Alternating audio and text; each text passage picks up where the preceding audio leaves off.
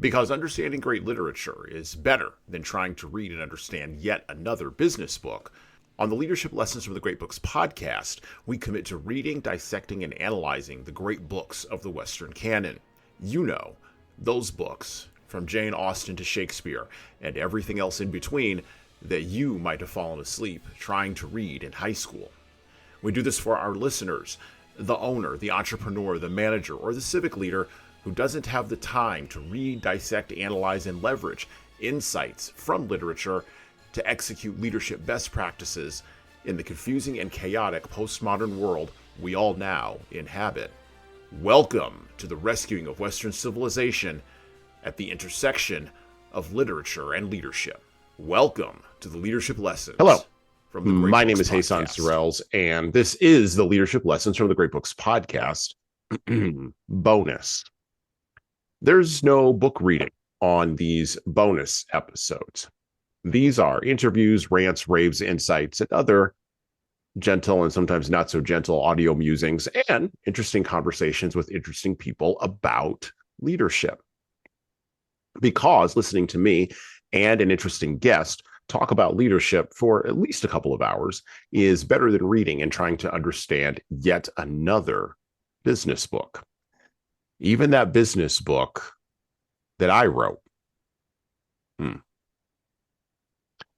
As founder and CEO of LOS Global and creator of the LOS Academy, our guest today is passionate about creating dynamic organizations and partnering with leaders to lead in a way that improves impact and agility with less stress.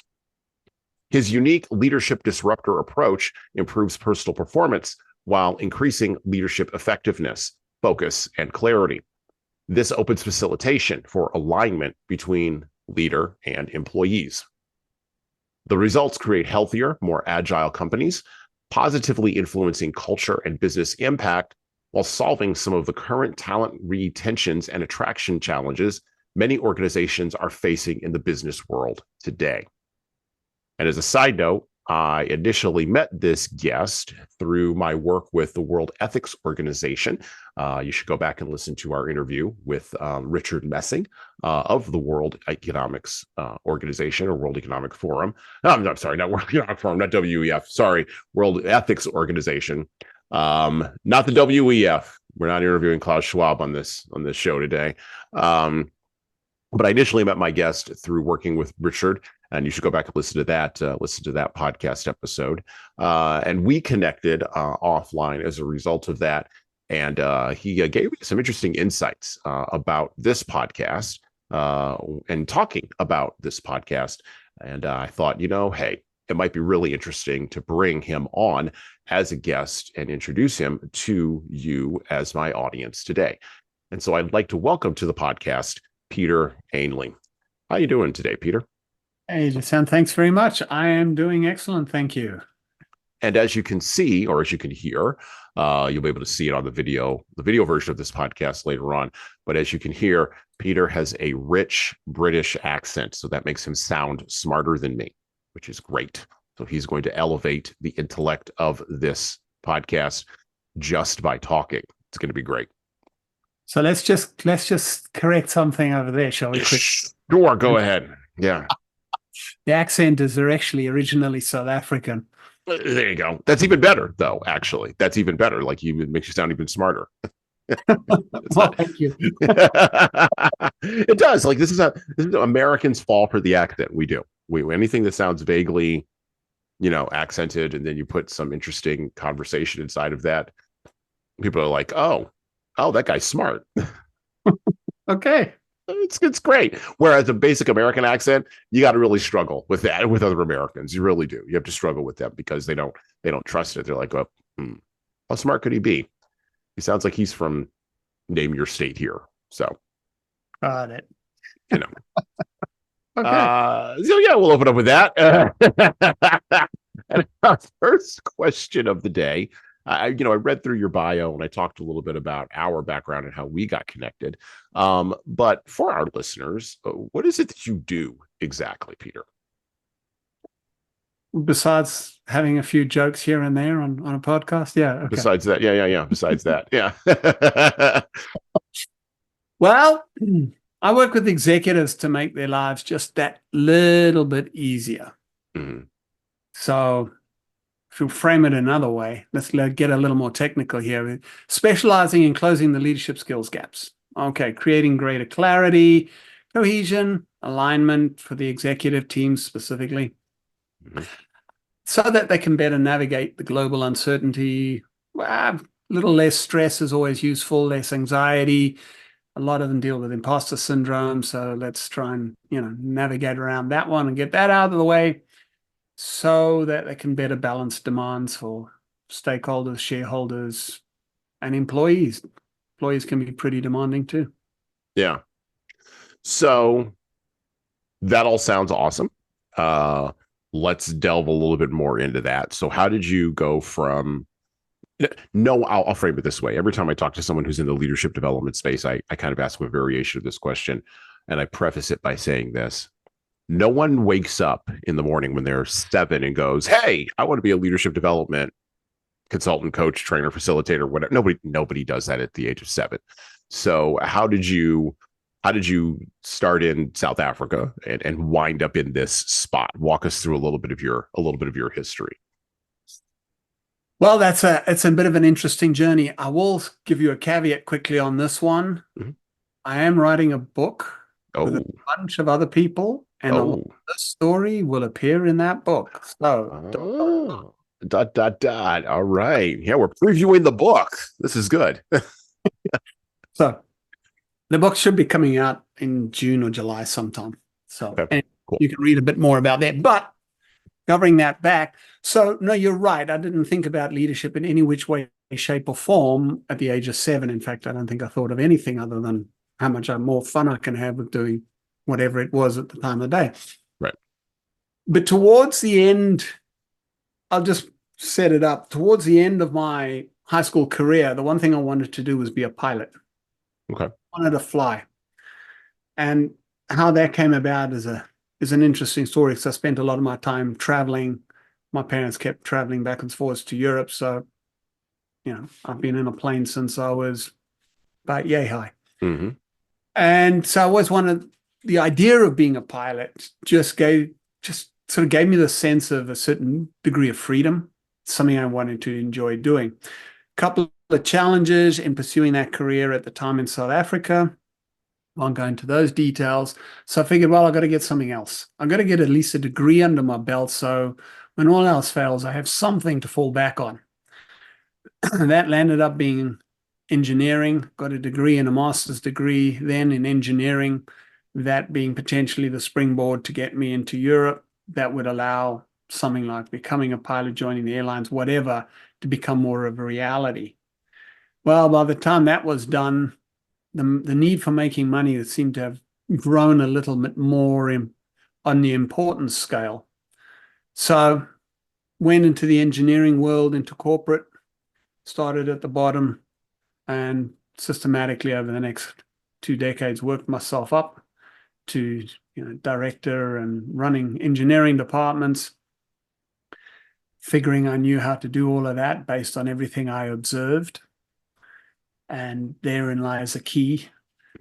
And you're not always feeling, hey man, this is fun and exciting. I am empowered to be this great engineer, manager, leader, whatever you care to call it. But I always ended up having run-ins with bosses I had. Mm-hmm. I always had a different view of things, a different opinion, a different idea, whatever it was. But it always created a little bit of tension. Some were more amicable to that tension, shall we call it, and were willing to discuss it. Others maybe not so much. Mm-hmm. And eventually this underlying desire for independence, for freedom, broke me out. And I went out on my own with a business partner, and we went into the realms of consulting in the engineering space, project management space. And that was probably where the biggest wake-up call to what leadership really is, what it's all about, and the importance of doing it right. Mm-hmm. So really begin to land. When you're dealing with your own employees, There's a different dynamic to dealing with employees when you're part of a bigger mechanism and just another cog in that mechanism. Even if you're a bigger cog in that mechanism, there's a different dynamic because now you're responsible for people in a way that, well, their livelihood depends on what you do and how successful as an organization you are. And then leading, when you got to not only lead your own people, but lead much bigger teams, how do you get things done when these people are just contracted to work with you? How do you get things done when you've got a client who's got a number of stakeholders in a given project? How do you get them all on board? How do you get everybody working in a synergistic way to affect an outcome? And that really is where I started cutting my teeth, as it were, on the whole notion of leadership and understanding what was wrong. The mistakes I was making and the lessons I was learning.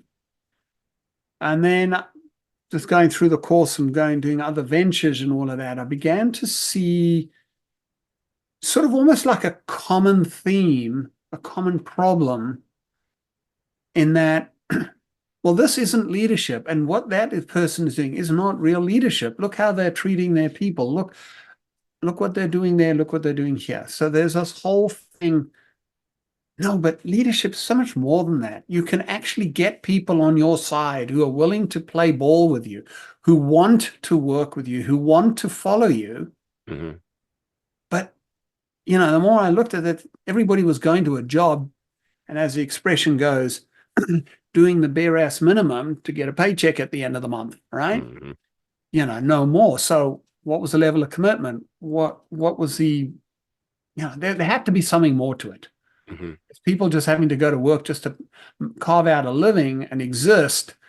Yeah, it seemed like that's the way society was structured, but to me, it didn't add up.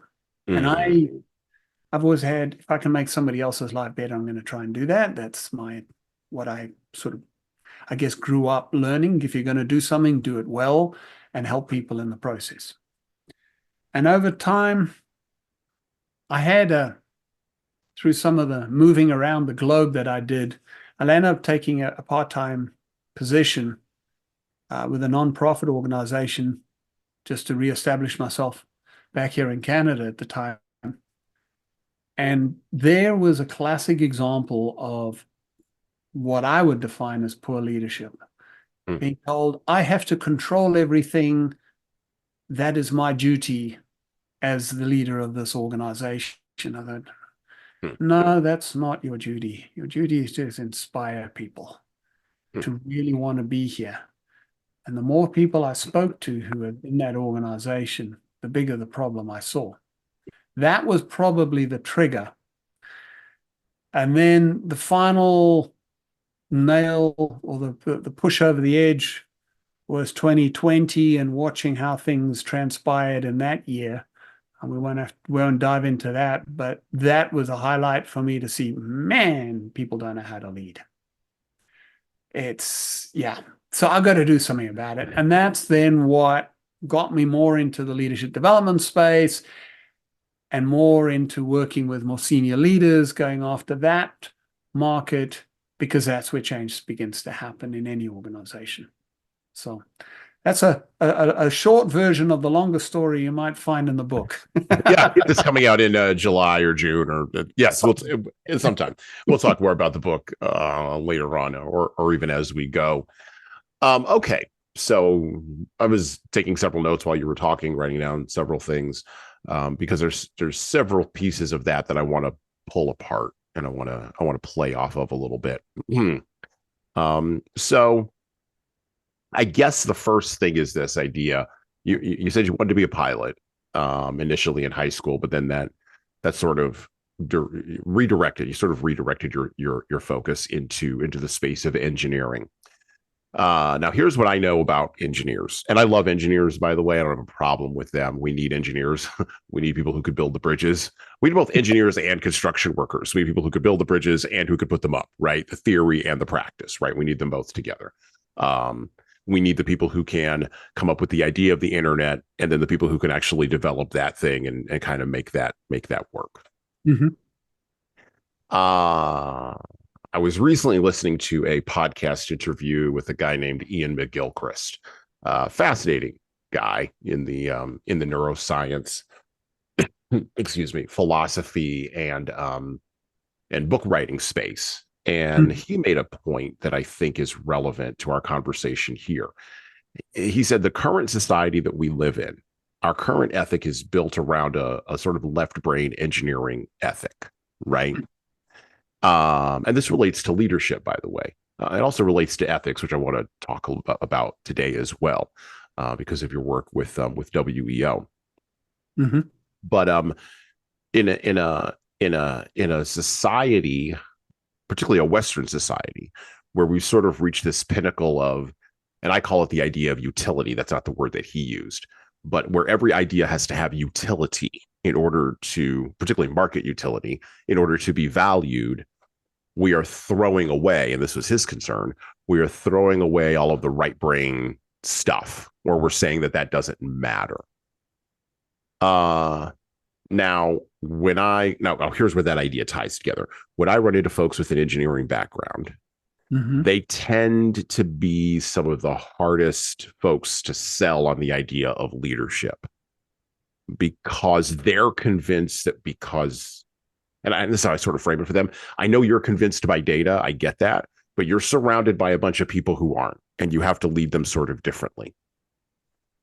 Has that been something that you've seen in your experience, or am I totally off the mark there? I'm going to start off by saying engineers, yes, definitely left brain. They're technically orientated. 1 + 1 has to equal 2. Sure. Something majorly wrong. The challenge from a leadership point of view is a lot of those people are promoted into position of leadership without actually understanding what leadership is, thinking that, oh, well, I'll just do 2 + 2 and I'll get 4 out of it. Right. And from my own personal experience, data is great if you're wanting to build a bridge. Right.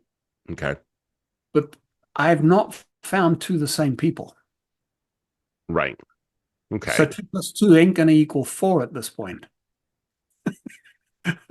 So you got the human behavioral factor to take, the human psychology factor to take in. And maybe my brother used to jibe me. This is going back a few years. He said, Peter, you shouldn't have done engineering. You should have been a psychologist. You should have studied psychology. Mm-hmm. And well, maybe there's an element of truth to that, because I find human behavior rather interesting, and the psychology behind some of this lot, and why people do what they do, and what impacts people, not only mindset, but the behavioral aspect of how does your teenage years, your younger years impact how you lead later in life. Mm-hmm. Now, that thought is, I've been working on developing that thought. Does that become a PhD in leadership? I don't know, but time will tell. So right brain being the more creative side, but also more the people side of things, is something that is important to develop. Not everybody has it. Some people are slower at getting it. But without that aspect of it, without understanding how you think, so you referring to any given leader who's listening, how you think, when you understand how you think, you've crossed a lot of that bridge of the right brain side of things. So you can start balancing between left and right brain. So I've said this before on this podcast. I'm a humanities major. I'm one of those annoying humanities major people, right? I went to school for art. I've never used my art degree in any practical way to like draw or print, make or paint and make money from that. Instead, I took all of the ways of seeing, that's how I frame it. And I went into the very, at least in comparison to what I came out of, the very left brain business world, right? And I can read an Excel spreadsheet, and I actually have taught Excel, which is interesting. I find that to be amusing. I've taught in business schools. I know how to do a pivot table. I know all of that, right? But I always thought that the biggest challenge that we have, and we sort of see this with the rise of what we euphemistically call artificial intelligence. I just call it large language algorithms, which is the next great frontier. We could talk a little bit about that today. But I find it interesting that, or at least the biggest challenge I've had, is dealing with people leaders who are very technically proficient at what they do and tend to look at all of the human psychological stuff as a bug that needs to be erased rather than a feature that's inbuilt to the human experience. And in my experience, getting them to cross over from, oh, this is a bug, and if I just put enough resources behind it, it'll be fixed, to this is a feature. Now I have to navigate around it because it's not going away. For myself, anyway, in my consultancy, that was the biggest Rubicon that I had to cross. Does that make sense? Yeah, and I think it is the biggest Rubicon many leaders who come from a technical background have to cross. Right. So then others, I think maybe I'm one of the less so ones, by the way I think, but it is a challenge for a lot of people, a lot of technical people, to become effective at the human element of business, leading people effectively. Well, and that becomes, because you mentioned, having commitment. You mentioned the importance of doing the thing correctly, right? Doing the thing right.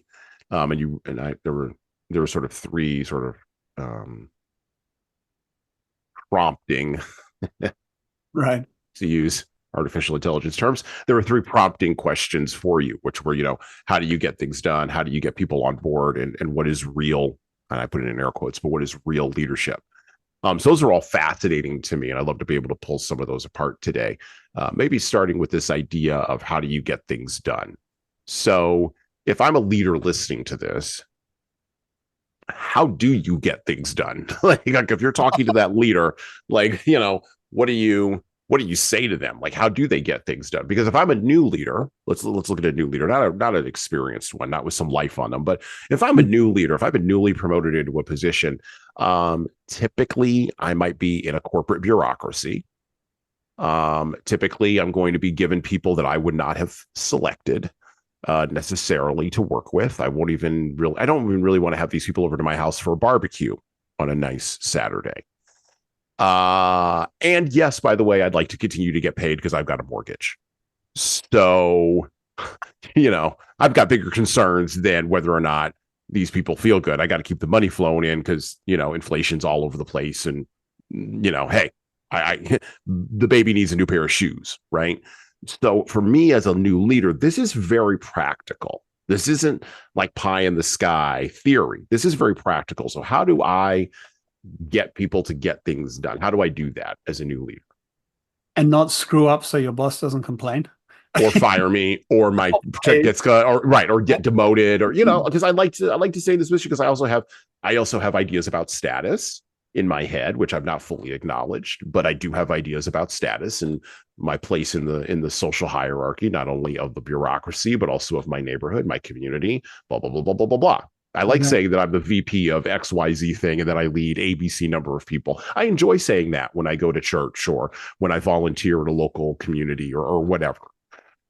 Yeah, and that just gives me this perception of status and prestige and, hey, people like me. Yeah. So we like that. I mean, that's the human nature. That's the ego. We're speaking to the ego at that point.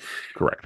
So to answer your question, I mean, that is probably the biggest Rubicon that people need to cross, is that initial position of, now you got these people that, well, you've been told they report to you. You're very good at what you're doing. And I'm going to use the term technical here. It doesn't matter what the vocational aspect of it is, but it's doing, be it an accountant dealing with numbers, or being an engineer, or a research scientist, whatever. That's your technical work. They're good at that, and they get promoted into some form of position, a leadership position. They now have a bunch of people. The very first thing that I work with people on, who are you? As a leader, you got this position, that's great, that's all wonderful and all of that, but who are you? Do you know who you are? Mm-hmm. Do you know what trips you up? Do you know what excites you? Do you know what really gets you going? within the technical space or anywhere else for that matter. Mm-hmm. But it's beginning to understand who you are as a person, because everybody's got something that trips them up. Everybody's got some saboteur that's going to come and, hey, I want to do this great job, get the right metrics for my boss. Hey, I got to prove that I can do this, and something's going to happen that's going to screw up, and now your stress level's just gone through the roof and then some. So, but are you aware of that? What that is? Are you aware of that trigger that's gotten you there? So now you're in firefighting mode. And the moment people go into firefighting mode, it's sort of tunnel vision and everything else gets blurred and doesn't feature anymore. That's the biggest challenge. So the more you become self-aware, the better you're able to now lead. Now, what do I mean by that? When you understand yourself, when you understand the things that trip you up, when you understand the things that motivate you, when you understand where your strengths lie,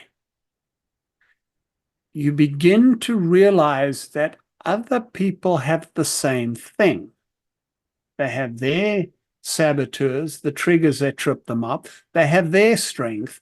They have their motivators. Oh, well, that means they're not that different from me. Mm-hmm. Oh, interesting. That creates an awareness that you've got a bunch of other people, not a bunch of robots. Because I think too many people in that first, and I experienced that in some of my own leadership in the corporate space. Oh, well, now you report to me. Now you must go do. Right. You're not robots. You Right. can't. People do not operate as robots. I had bosses who basically said, well, just go and do this, and get that done, and do this and do that. All technical stuff. Well, that's great. But if I slipped up, then what? Oh, then you got the look, the speaking to, the threat, everybody has their own story on that one, as you Right. do too, I'm sure.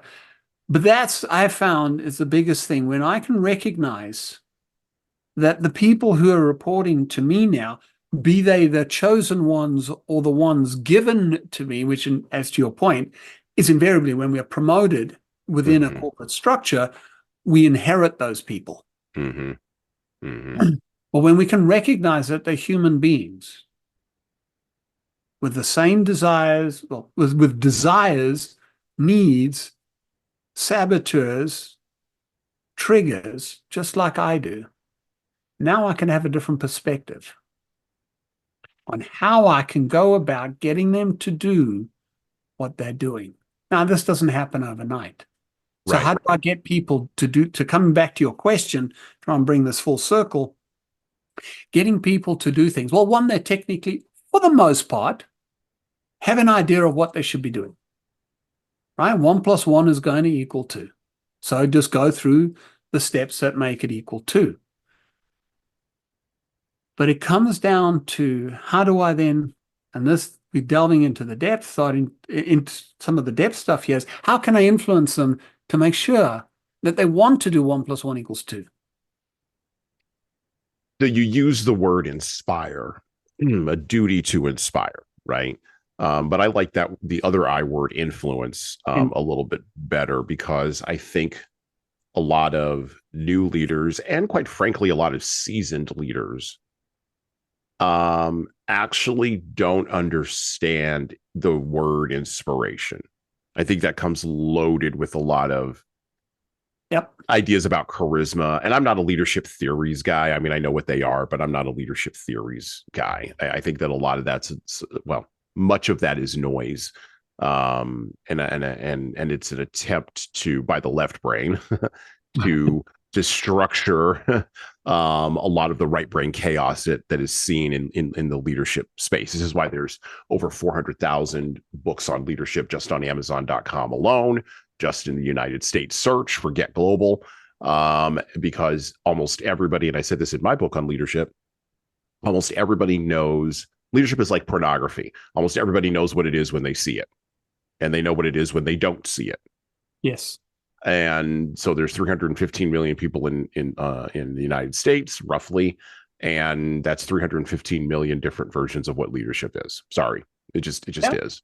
And so theories are an attempt to sort of pull all that together and sort of systematize that. And that's why many of them fail at the individual level.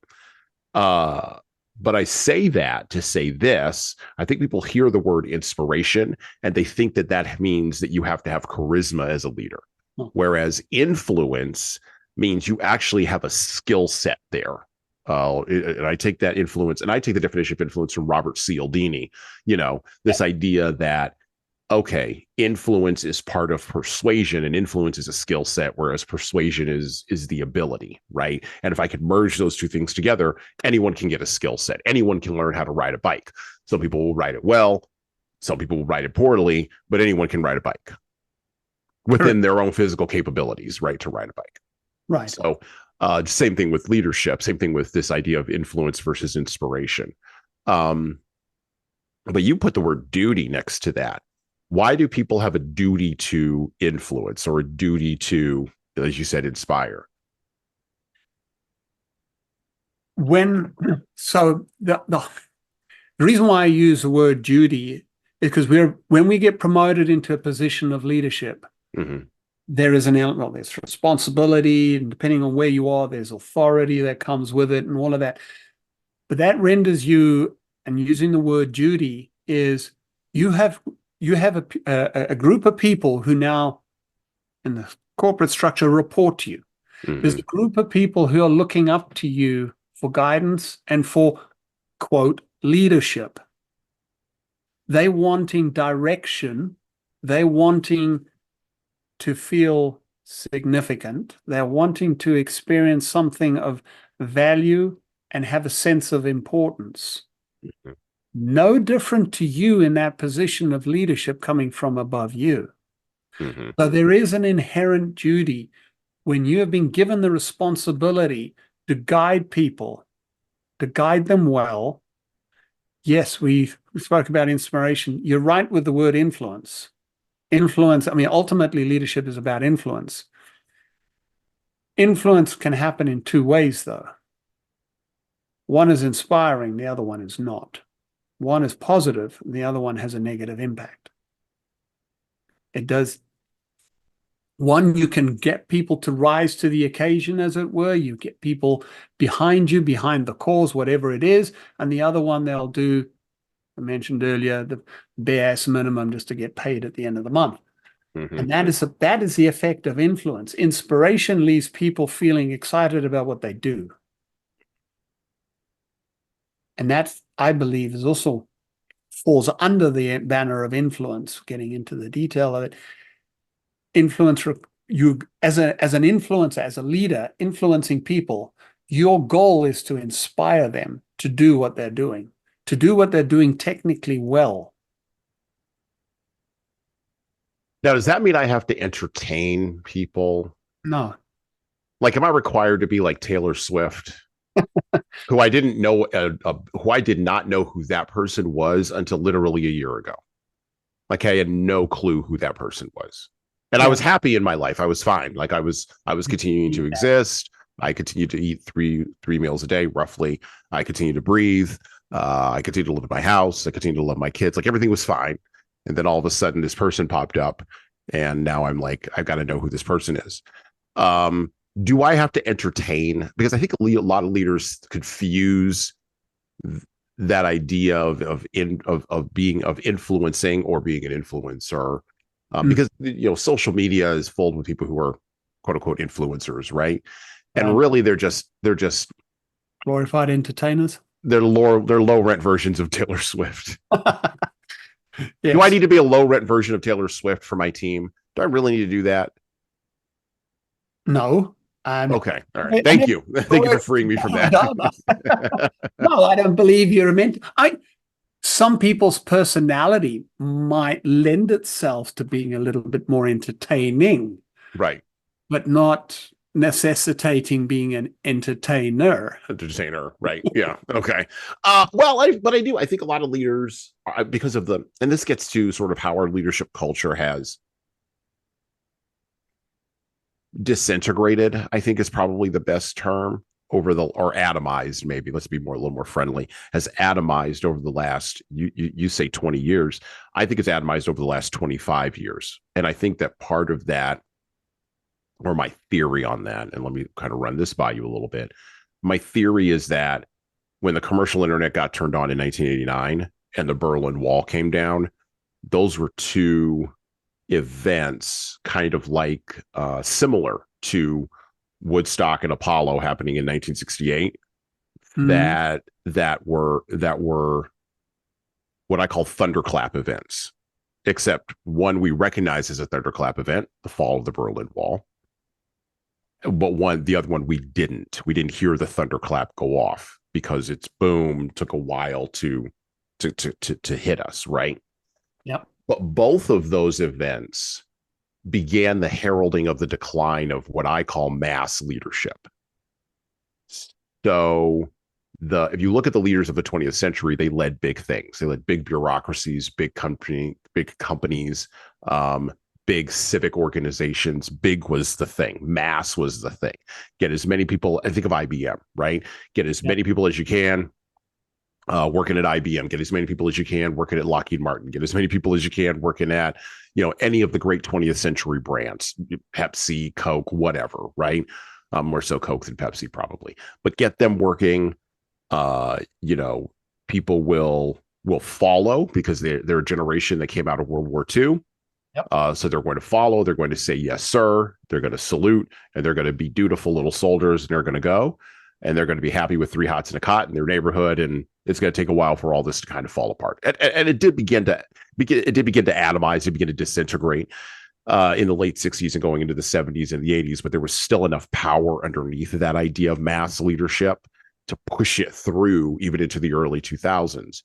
But as the internet became more powerful, this is my theory, as the internet became more powerful, and as the ability for me to connect with Peter, or Peter to connect with somebody in India, or somebody in India to be able to connect with someone in Russia, as that individual connection became more powerful, now we moved from mass leadership being the thing that was being prioritized to the space where we are at now, which is where I believe individualized leadership is the thing that everybody's looking for.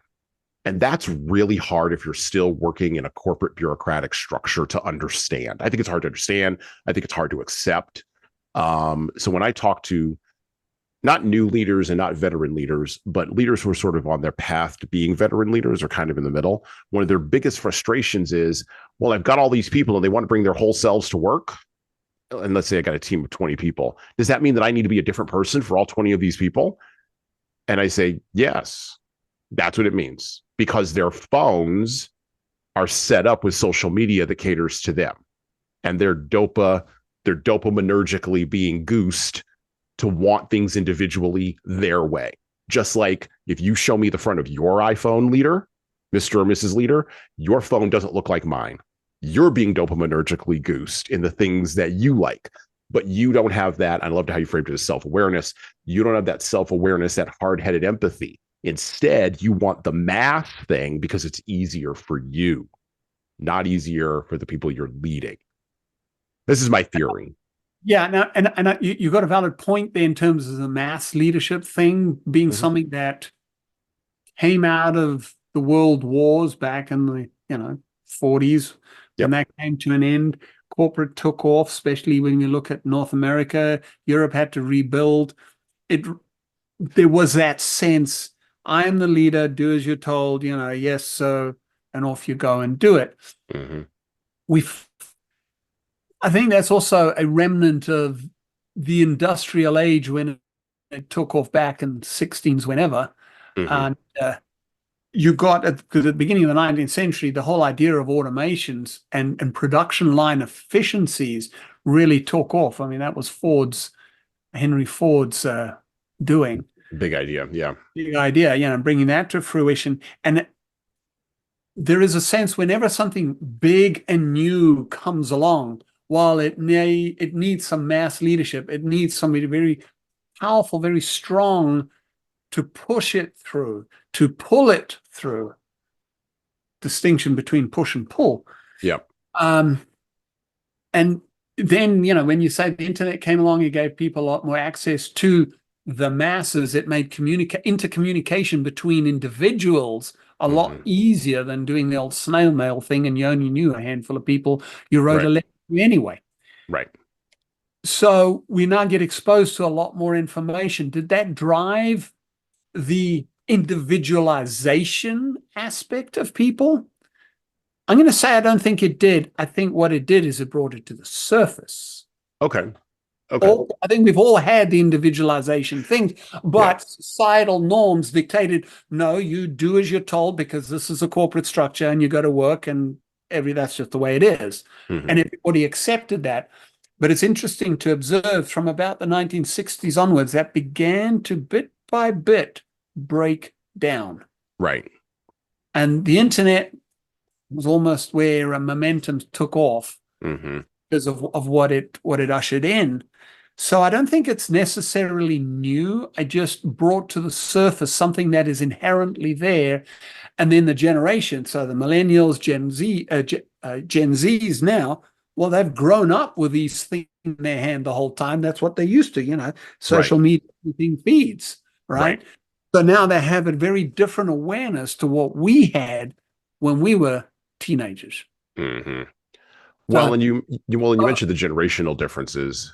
I want to talk a little bit about that too, because I do think, I think a couple of things. So we're having a massive generational turnover, right? So the baby boomers are dragging themselves, kicking and screaming out the door. And there is a lot of kicking and screaming going on, but yes, they are dragging themselves out the door. Now, they're not leaving succession plans because they don't trust Gen Xers, and there just aren't enough Gen Xers as a generational cohort globally or in America. There just aren't, the numbers just aren't there. The 13, I'm part of that generation that was born between 1960 and 1980. There's only I think 25 million of us. That's tiny. I don't know what numbers, but I do know with the Gen Xers though, they're part of the challenge with the Gen Xers is they're looking after those baby boomers, extracting themselves out of the workforce. Correct. Right. They're not only are they looking after the baby boomers, but we're also raising Gen Zers. Yes. And we didn't do battle with the millennials because we were just all right. Just have to accept them. That's just the way right. Well, and there's just so many of them. There's 80 some odd million. What are you going to do? You're really going to go into a street war with 80 million people? Give me a break. Come on. It's just easier to just shrug and go whatever. Okay. But I think that in that generational turnover, I do think that we are in the midst of, and this is a larger idea that I explore on this podcast, we're in the middle of, in the United States anyway, and also I think in Canada too, although I think it's a little bit harder to see in Canada. We're in the middle of we're at the end of a historical cycle. We're at the end of a historical seculum cycle, an 80-year cycle. Yeah. And at the end of an 80-year cycle, there's always chaos in the last 20 to 25 years at the end of a cycle. But then on the other side of that is a new cycle that starts. It's sort of like winter going into spring, right? And this is from the ideas of William Strauss and Neil Howe, the fourth turning. I really bought it. I bought into that sort of idea because I think it explains a lot of the generational differences narrowly in leadership, but also communication and a whole lot of other places. Because this is why I bring this up, because I think Gen Xers, who in general are in their mid 40s to touching on their early 60s now, are people who are going to have to lead in the next spring. But unfortunately, a lot of us, because we've just been surviving the last 25 years and adapting to chaos that has basically just been going on since, at least in my life, chaos has been going on since 2001. Since September 11th happened, bang, that was the beginning of chaos. And it's just been chaos year on year on year on year on year on year. You get into a certain sense of adaptability as a leader. Yep. And there's always another brick, not shoe. There's always another brick that's dropping. And so when spring comes, you don't believe it.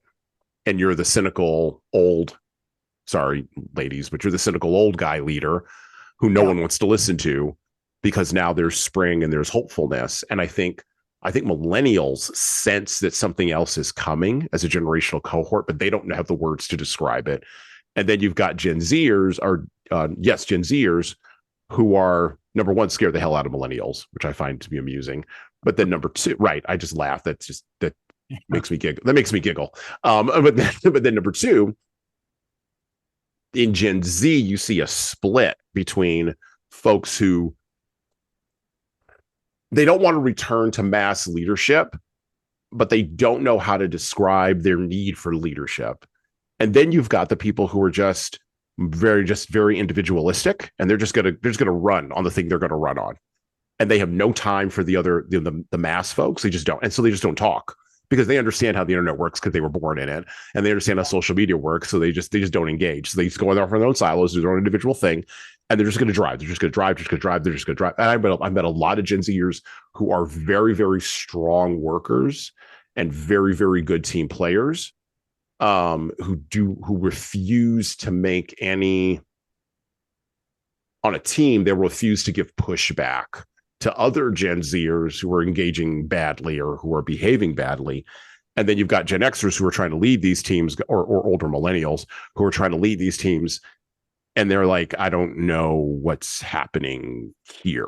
And we see this sort of in the split between folks who, I'm just going to use the public example, folks who are very loudly promoters of DEI in various organizations and cultures, and everybody else who just sort of sits quietly by and just kind of hangs out. Yeah, I think that is definitely something that is appearing to be very prevalent, where you've got this divide between those that are vocal, they're pushed, they're more engaged, they're dynamic, versus those who are more complacent, quiet, get down, they do their thing. And it's not that they don't work or anything, but there's that divide. But I do wonder, though, to your point about the internet, did the internet create this distinction more definedly? Did it really bring it to the surface? Something that has always been there, generation to generation to generation, because it speaks partly to people's personality. Some people are quieter, withdrawn people. Mm-hmm. Others are more loud, in your face. It's their fundamental personality. Yeah, okay, some people argue you can change your personality. However, is that any different to what the baby boomers were when they were the age of the millennials? But it wasn't societally, the perception was different. Right. Yeah, I think that's the thing. Right. So history doesn't repeat, it just echoes. Right. And so boomers have now taken on the role that the World War II generation, the couple of World War II generations, both the silent generation and the generation that fought in World War II, because there's a split there. But, they've now taken on the role that those folks took. But because I think of the internet and the applications built on the internet, I think you're correct. The cultural disintegration that took place around those structures has allowed those structures to be the institutions, to be the new institutions with new rules and different modes of engagement. And that's what everybody, I think, is trying to figure out. Right. And I don't think there's a good answer for this. I think we're all kind of grasping for what the answer is. And I think this is where leadership comes in, because I think fundamentally at the end of the day, and this is how I run my consultancy, Leadership Toolbox, and this is how I do, not only this podcast, but also coaching and book writing and all that. I fundamentally believe that, and you talked about self-aware, I frame it as the intentional application of effective leadership practices, things that have worked, because human beings haven't changed in 10,000 years or 6,000 years, depending upon what your number is that you'd like to use. Human beings still need the same things they needed back when we were rubbing two sticks together trying to make a fire. Correct. None of that's changed. Yep. The circumstances of the environment may have shifted around, but the basic needs are the same. And that's why we do this podcast in the way that we do it, because you could find out some of that stuff in old books versus the brand new shiny business book. And that aspect, so coming back to the whole leadership thing in the context of this, nothing has changed. Human beings are still human beings. They still have their fundamental needs. and whatever those are, when we all have them.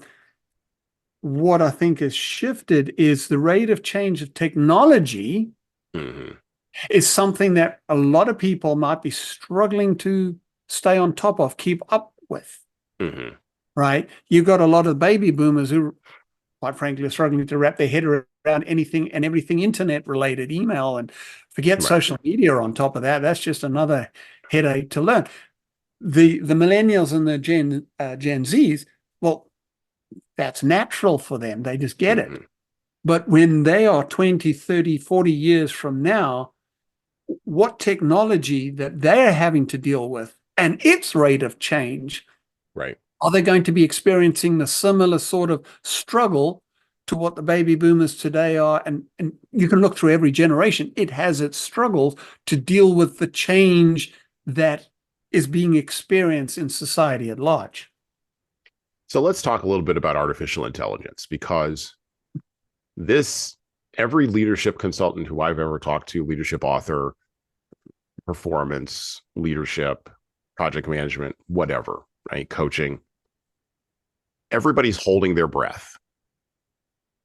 Yes.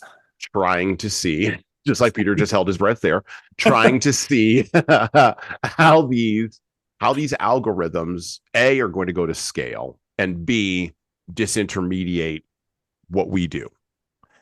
Now, I fundamentally am not holding my breath, and maybe that's just my level of ignorance of the science and the engineering behind it as a humanities major.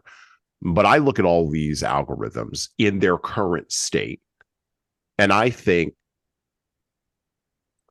I don't really have anything to worry about.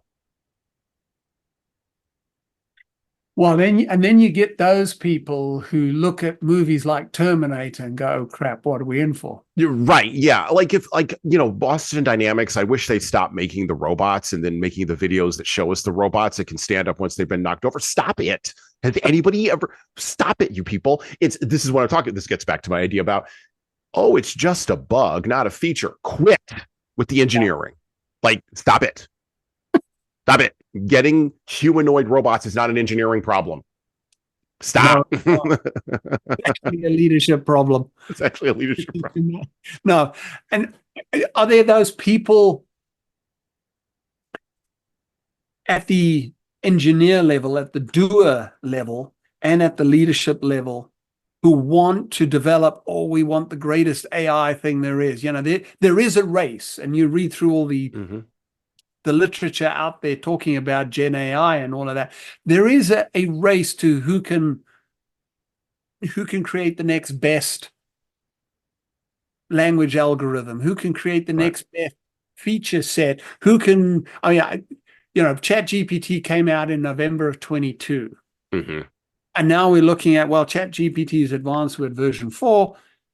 Now you can create sound or a person's voice, and you wouldn't know the difference. You can create video, you can create images. Well, we couldn't do that, year and a half ago, but we can now. So what is the next iteration? Where is that going? The older generation, I think it does freak out a little bit. Where can it go? And how, what's it mean? The younger generation, I think, is split in terms of its embracing of that. This is great. Let's do it. Yeah, well, hang on. I don't know. I'm not so sure. But is that a feature of this generation? Or is it just a technology that has got two sides to it? So I take the posture or I take the position. First, it's a humorous one. I always think of Marty McFly in Back to the Future when he goes back to in Back to the Future 2, when he's in Hill Valley, and he's standing there in front of the movie theater, and the 3D Jaws shark comes out, and he freaks out and he ducks, and the shark bites, and then because it's the ad for Jaws in 3D or whatever, and it bites him, and then it shrinks back into the movie theater, and then he stands up and looks around, and of course nobody else is looking around. They're all like, "What are you doing, you idiot? It's a 3D thing." And he goes, he shakes his head a little bit, and Michael J. Fox goes, "Shark still looks fake." He sort of walks away. Yes. So, Because I'm a cinema guy, like I'm a movie guy, so I'm like, oh, that's the first thing I think of in relation to all of this. Like, I long ago wrote a series of blog posts about how I thought, and nobody read them at the time, and maybe I should republish them, about how Google as a search engine was going to be the first internet company that was going to escape the internet into the real world. I firmly believe I still firmly believe that that's the path they're on. They're trying to get out of the box. They're trying to get out of the box of the internet. They're trying to get out of the box of your computer or your mobile device, because their stated goal is to collect all the data in the world. That's their stated goal. Well, there's a whole bunch of data that's outside of the internet that they need to get to if that's their stated goal. And so if you just look around, everything that I am surrounded by, that you're surrounded by, you have a bookshelf in your office. I got a bookshelf in my office. You've got computers. You've got your biometrics. You've got your actual biology of your body. That's all data, right? These are all data points. Yep. We don't think of the world in that kind of terms, but if you're Google, that's how you think about the world. And so you got to get outside of the box you're trapped in. And I think the large language algorithms, that's the next step. You talk about voice, you talk about video, you talk about images. Mm-hmm. I think the next step is trying to get that out of the internet and get it into the real, quote unquote, world, kind of like a reverse sort of matrix kind of idea. Do I think that will be a good thing or a bad thing? We're going to talk about ethics here in a minute. We can have that conversation. But I do think at a practical level, it is being looked at as an engineering problem to be solved. Yep. Versus something that probably should be left alone. And I do think that's the next step. I do with those large language. I think they're going to escape the internet. I do. I think they're going to escape the internet. They're going to be walking around the real world with us, which is going to create all other kinds of complications that we, in our postmodern conception of reality, don't have the words or the ideas to wrap our arms around. But I think a lot of pre-modern societies had the words and the language to wrap their arms around. I sometimes frame it as postmodern problems have pre-modern solutions, but we don't want to learn any of the pre-modern solutions because we're too sophisticated for that.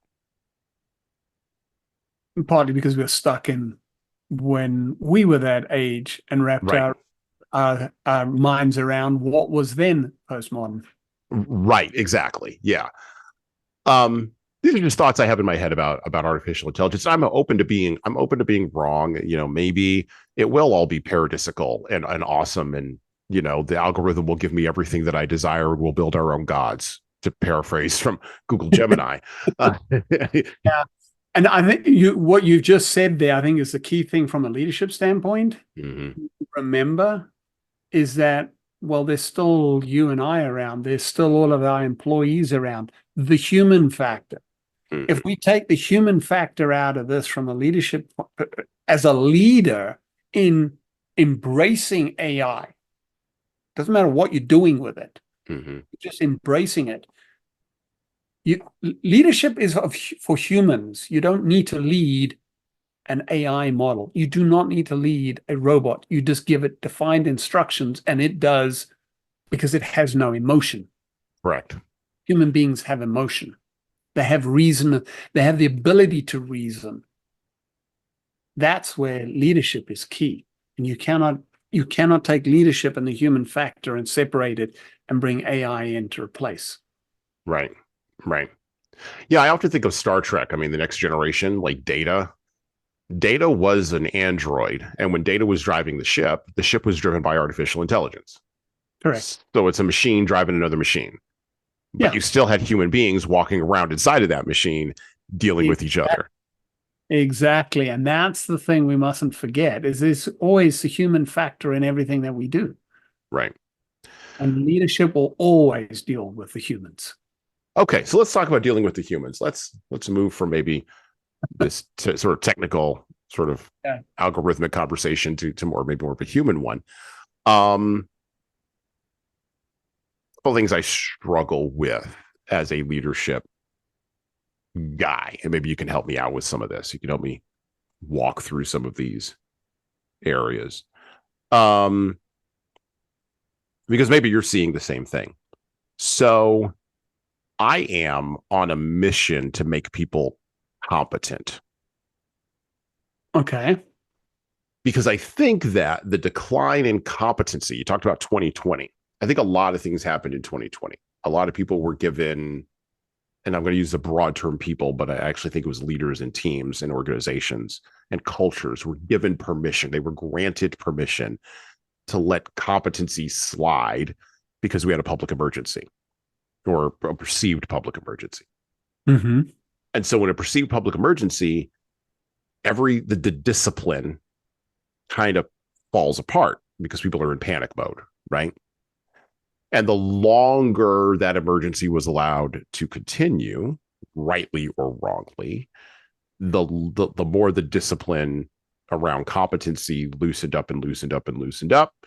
And now we're in a situation where we can see incompetency all around us, but to stand up and say that is looked at as being disagreeable or being the dirty end of the stick. And actually, I've recently had a business interaction around this space, which is kind of why I'm thinking about it so importantly right now.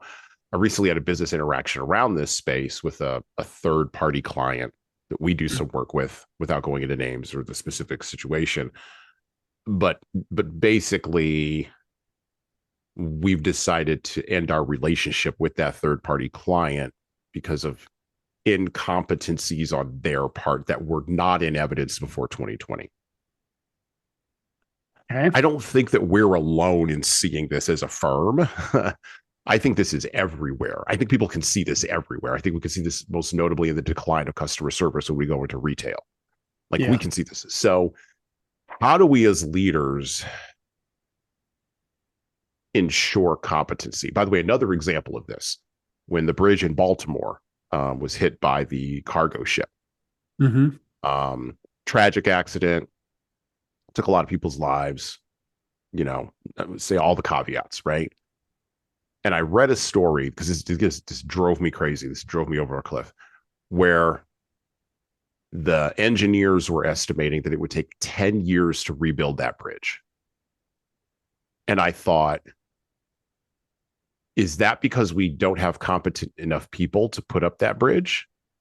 Or is that because, and I kind of went on a little bit of a rip on this on LinkedIn, or is this because we have people who have overemphasized empathy and underemphasized being disagreeable?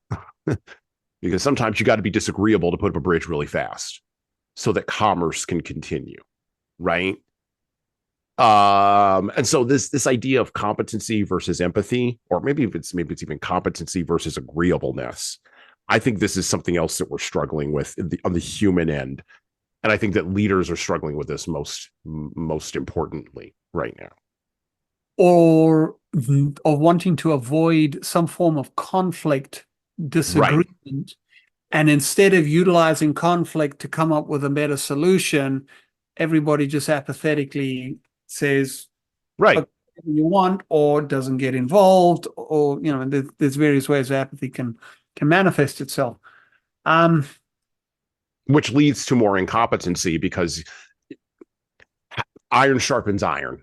To paraphrase a hoary old book, the Bible, iron sharpens iron, right? And so how do I get better? How do I become more competent? Well, it isn't through avoiding the conflict. And maybe it's because I'm a conflict management guy too. I don't avoid conflict. It's fine. Let's have an argument. Let's figure it out. We can disagree without being disagreeable.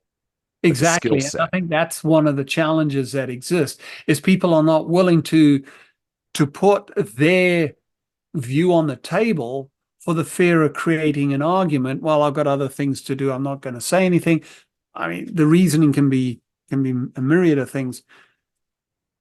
I think you're right that 2020 was a threshold in some ways, where competency was allowed to slip. Mm-hmm. Because, well, they this, they that, whatever. Does that mean as leaders, we should be less competent leaders? Does that mean we should just allow people just to sink back, to sit back, to withdraw from becoming the best they can be? Because that's one of the things a leader should be doing, is working with their employees to be the best they can be. How else do you get a successful organization? How else do you get the best product on the market? Well, AI might seem to be the antithesis of this, but it's the newest thing on the block. So Right. everybody's gung-ho about it. Everybody, oh, this is the thing, let's go, go, go, go, go. I mean, we saw the internet, 2020.com and all of that lot was a class at 2000, sorry, not 2020, the whole .com era. Mm-hmm. Are we seeing that again? And everything else is being allowed to slip in terms of its competency level? My question is, who's slipping on its competency at that point? Is it the worker or is it the leader? Always one contingent, not necessarily contingent, but as a result of the other. Well, if leadership is fundamentally relationally based, which I do believe it is, leader member exchange theory tells us that, but also just the practical ways in which we see leadership develop even in our own lives tells us that this is a relational act. Yeah. And so I think the team member or worker or employee or however you want to frame it gets emotional cues from the leader, and the leader gets emotional cues from the team member. And now they're all in this hothouse, right, of emotional cueing. And to your point earlier, if the leader isn't self-aware enough, they could easily be drawn into, I think, they could be drawn by the siren song of becoming undisciplined in certain areas. Yep, very much so. How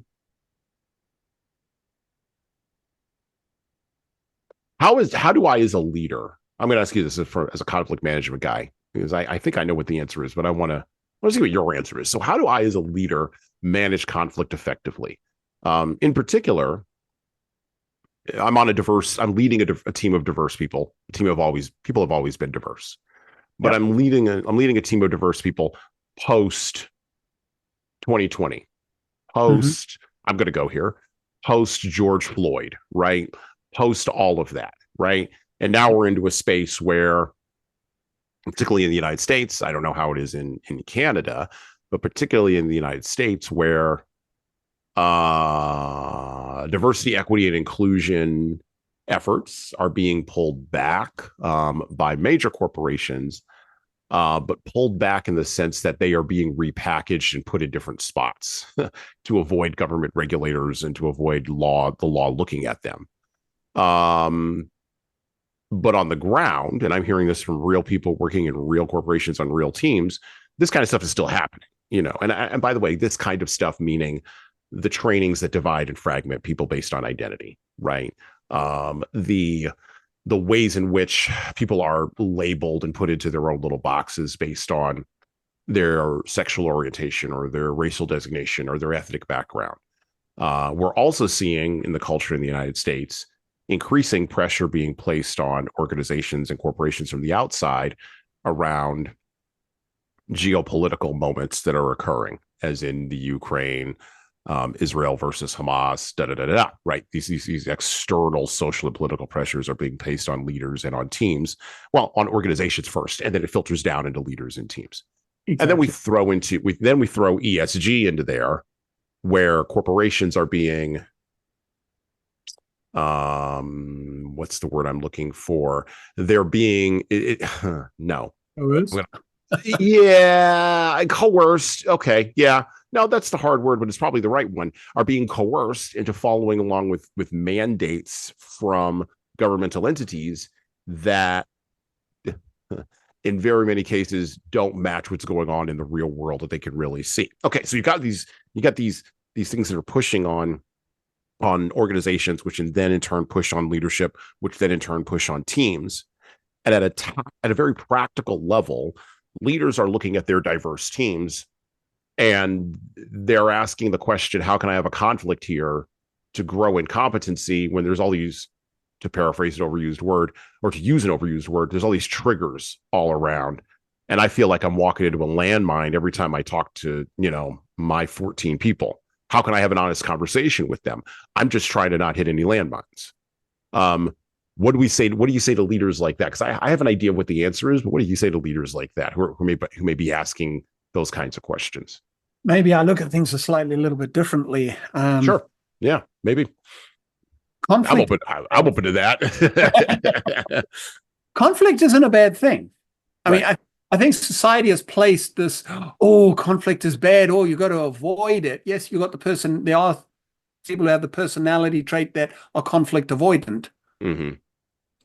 Conflict, I mean, when looking at the root word of conflict, I mean, it goes back to we had the conflict between this nation and that nation. Mm-hmm. That's where it was armed conflict. Somebody had to die. There had to be a winner and there had to be a loser.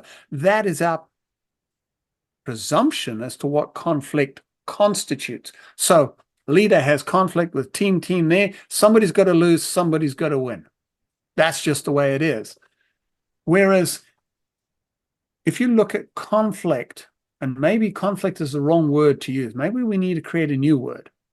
That's just a thought that popped into my head right now. But, it's a points of view. You have a different point of view to I, and Mary has a different point of view yet again. Does it mean everybody's point of view other than mine is wrong? Well, no, now you're potentially creating conflict.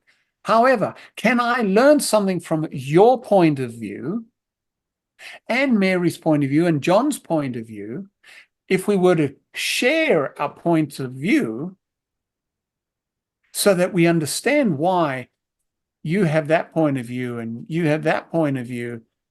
We have a much better understanding of everybody around the table and can therefore come up with a much better solution to the challenges that we are facing, as opposed to viewing it as conflict on a team. It's conflict on a team between leader and employees and their team or whatever. I wonder, looking at the origins of the word conflict, if we're using the wrong word. Maybe we're using the wrong word. I'd be open to the idea we could use a different word, like disputes or disagreements, maybe. Disagreement. Differences of opinion. Yeah. Yeah.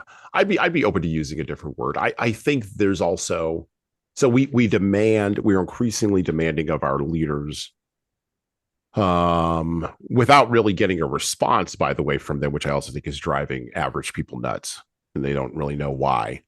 But we are asking our leaders, and increasingly, I think the term is demanding of our leaders that they possess epistemic humility. Yes. In a way that we weren't demanding of them, as we were previously talking about a few minutes ago. We weren't demanding that of them during the mass leadership of the 20th century because there was just trust there. Right. Yeah. We just trusted Henry Ford to, create a business. And if he had epistemic humility or if he didn't have it, that wasn't what we were looking for. We were trusting in his competency to build Ford Motor Company, or right. We were trusting in Steve Jobs to build Apple, or we were trusting in whoever, even our presidents. We were trusting our presidents to lead the country. Mm-hmm. With the breakup of trust, and the United States is still a high trust society, more so than most societies in the world, even though that trust has declined. With the decline of trust in leadership, we are asking our leaders to be more epistemically humble. And our leaders don't know how to ask, and this is where the disagreements really begin to occur, I think. I don't think leaders understand how to ask their teams to exhibit more epistemic humility. Hello. So I'm going to do some shilling here, and hopefully this will be a pause in our riveting conversation for you. I have an offer for you. My most recent book is 12 Rules for Leaders, the Foundation of Intentional Leadership. It's available in paperback, hardcover, or as an ebook on Amazon, Barnes & Noble, Kobo, and any other place you order books. Now, in this book, I address the 12 leadership areas that I have found leaders need to be the most intentional in to be the type of leader followers actually want to follow. From establishing a foundation of leading teams through managing conflict effectively, all the way through leading teams through change, knowing what to do and why to do it can help readers, like the ones listening to this show, become better leaders. Look, reading this book and living it is like getting coaching from me directly without having to pay my full coaching rate. Head on over to leadershiptoolbox.us. That's leadershiptoolbox.us, and scroll down the homepage and click on the Buy Now button to purchase in hardcover, paperback, and Kindle format on Amazon 12 Rules for Leaders, the Foundation for Intentional Leadership. And that's it for me. Now back to the show. Right. And I think you've got a valid point there. And I want to bring around from a different tack to this is what we mentioned earlier on. When you understand who you are, when you understand who you are, other people on your team have needs, have desires, and are fundamentally human beings like you. Is that where we're coming at from the need for this level of humility and understanding that we're demanding of leaders to have? Because it's not just the humility, it's an understanding. But you cannot gain an understanding without seeking information in order to understand. Right. So are we asking our leaders without actually saying it, oh, you got to be more humble and blah, blah, all of that lot, find out more about the people on your team. When you look at this great resignation that 2020 kicked into high gear, it brought what was brewing underneath to the surface. And what that fundamentally, simplistically phrased was, I'm an individual, I have needs, and I want to feel valued. What are you going to do what contribution do I make to this organization other than to be a number on a ledger, and I get paid basically to put two nuts and bolts together?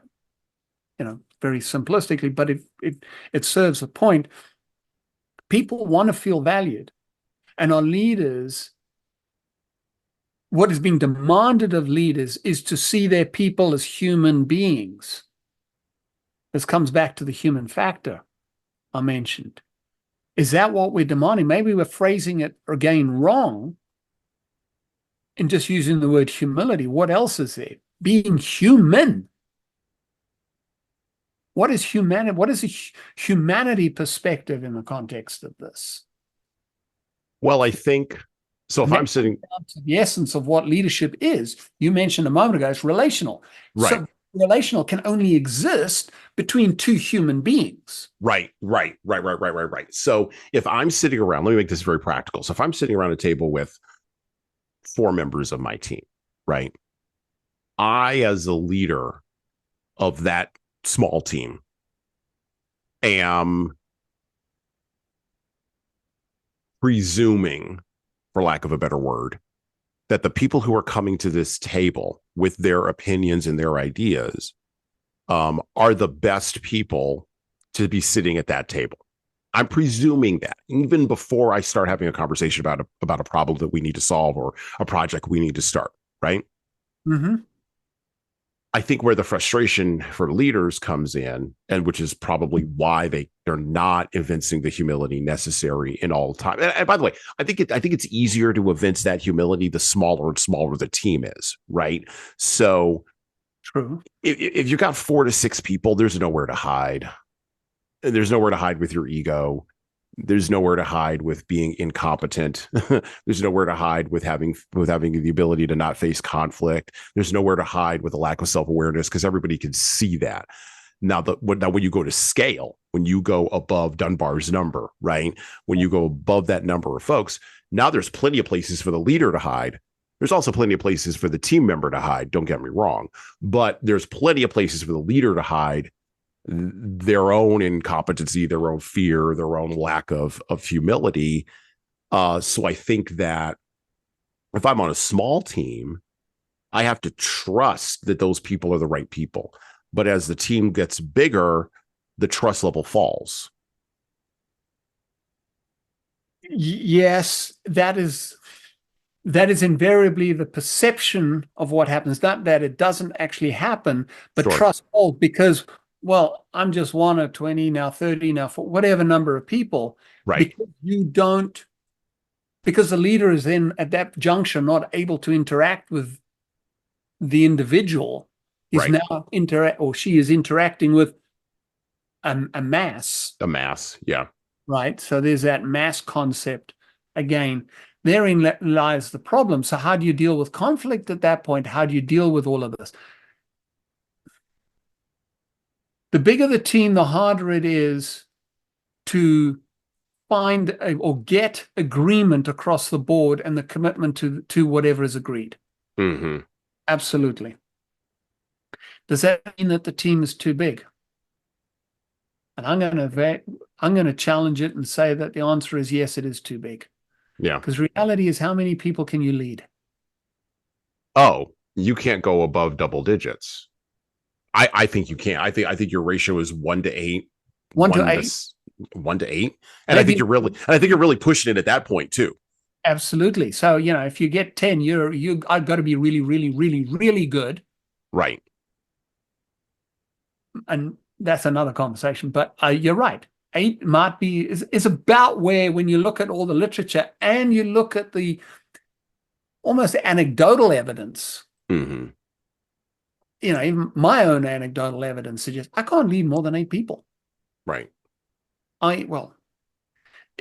There's enough examples going back that you can see that. I mean, even biblical examples, you can't lead more than about 8 people. Really, it's a small number of people. So how do you structure? Because at that point, when you've got a small group of people, you can deal with the notion of conflict, or using the word conflict and what that means, because you don't have as many diverse opinions and you don't have people rallying behind and creating factions. That's the problem with larger teams. You create factions. Mm-hmm. And then then you get the infighting that goes on, and you'll never reach resolution. So if I'm leading a large corporation, or even just a small one, right? Like 5,000 employees, right? What is the best way to construct a leadership ecosystem? Well, the first is creating the high level, the executive team leadership ecosystem. That's the first one that needs to exist, because from it, everything else flows. Mm-hmm. So embrace, now I'm going to use the word conflict again, but embrace that within, utilize it to get understanding and get agreement and then commitment. So you're cohesive around that. Everybody agrees to it because everybody understands it. That example of leading and creating that alignment within that executive team is what each one of those leaders then takes to their immediate team.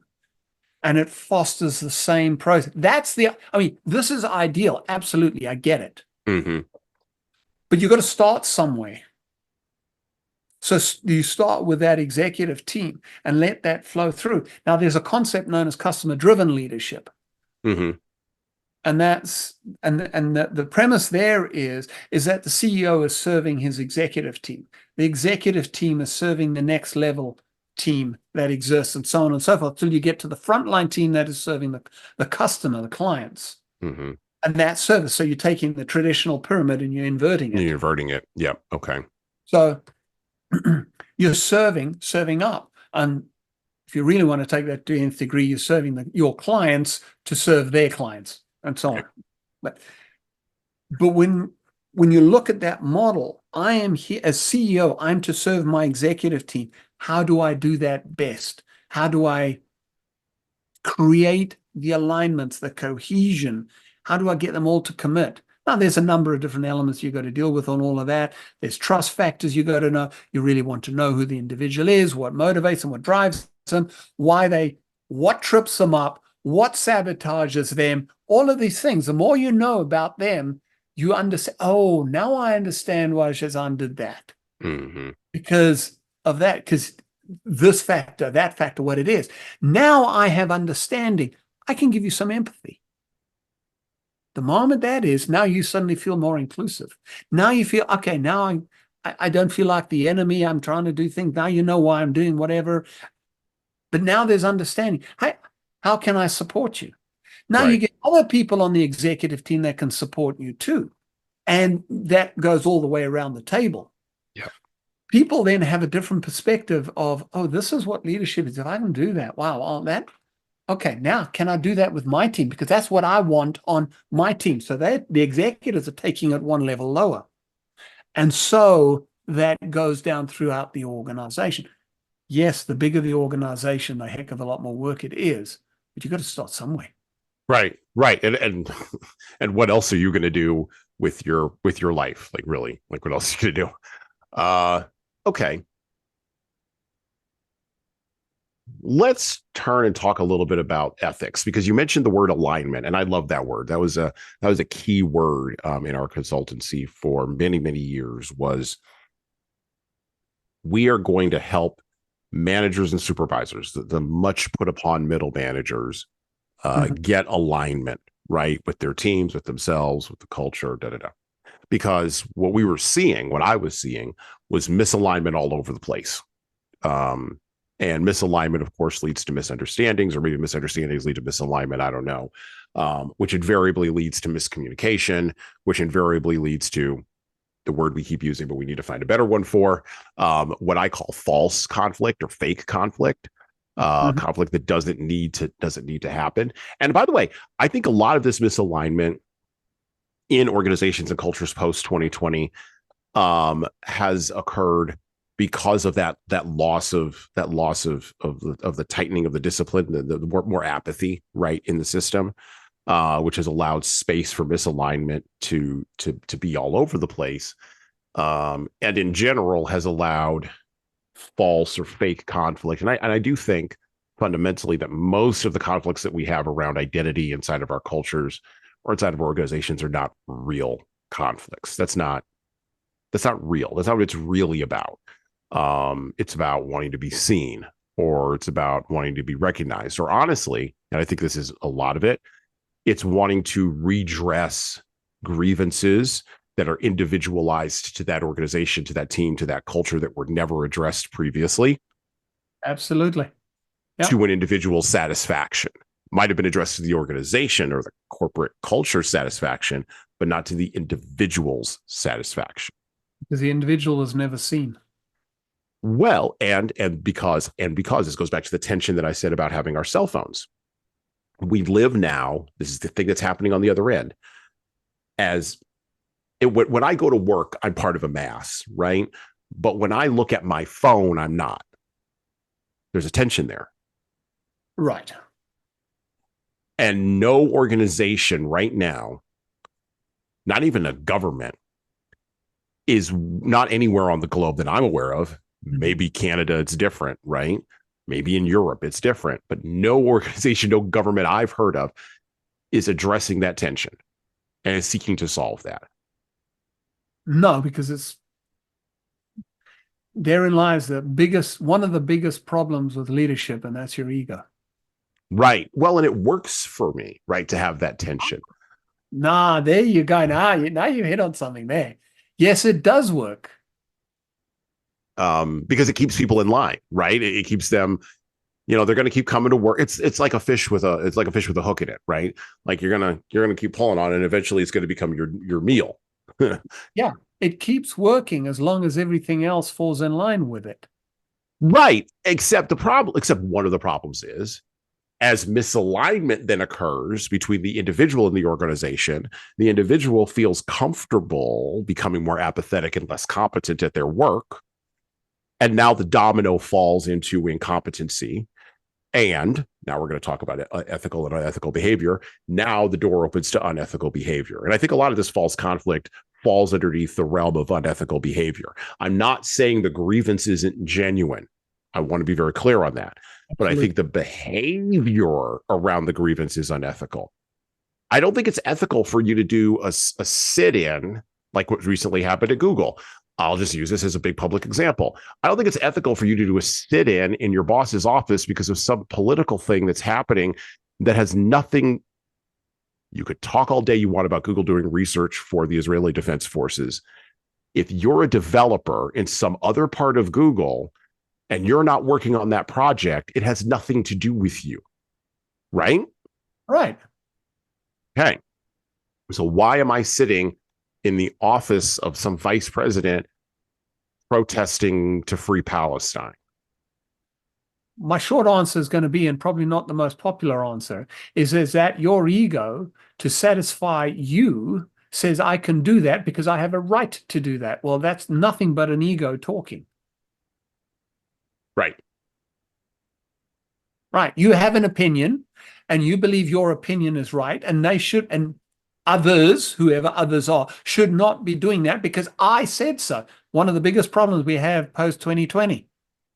Well, and Google has now not responded. Google, well, yeah, Google reacted or responded by firing those 20 people. Yep. And I think that that's probably the correct move for Google. I'd fire those people. Those people. You want to protest? If I'm the VP and you're in my office and you have nothing to do with this and you don't work over here, or even if you do and you haven't brought this grievance to me directly, instead you staged a protest and you've put a flag out and you're chanting, you're fired. Pack your box up and get out. There is I don't disagree with the move. I will say this, though, and this is a caveat to that, to me saying I don't disagree with the move, is that and this comes back to the size of teams that we mentioned earlier, did relevant leaders, were they aware of those individuals, those 20 individuals' motivation? What would trigger them? Maybe completely separate from a work issue as to why they did it. Sure. But you have to ask, from a leadership perspective, you have to ask the question, what did leaders do or not do that precipitated that action, those actions of those 20 people? Well, and I'm going to, and by the way, before I fire you, I'm going to sit down every single one of those individual 20. I'm going to sit them down individually, and I'm going to say, I'm not firing you for protesting. That's not why I'm firing you. I'm not firing you for executing on free speech. I'm not doing that either. I'm firing you because I failed to recognize what your motivations were in the internal Google chat, the internal version of Google Slack, basically, that's running around and fomenting all of this. And because I failed, and my boss isn't going to fire me, but I have the capability to fire you, the consequence of my failure falls on you. You have a good day, pack up your boxes, you're gone. Interesting ethical question. Right. This becomes an ethical question, right? Now, the only way that conversation actually works, though, because I'm fairly sure that VP or those VPs that fired those 20 people didn't have that kind of conversation with those folks. I'm fairly sure that's not how it went. I would agree. The only way that works is if myself as the VP doing the firing goes to my president and my boss, and I say to them, listen,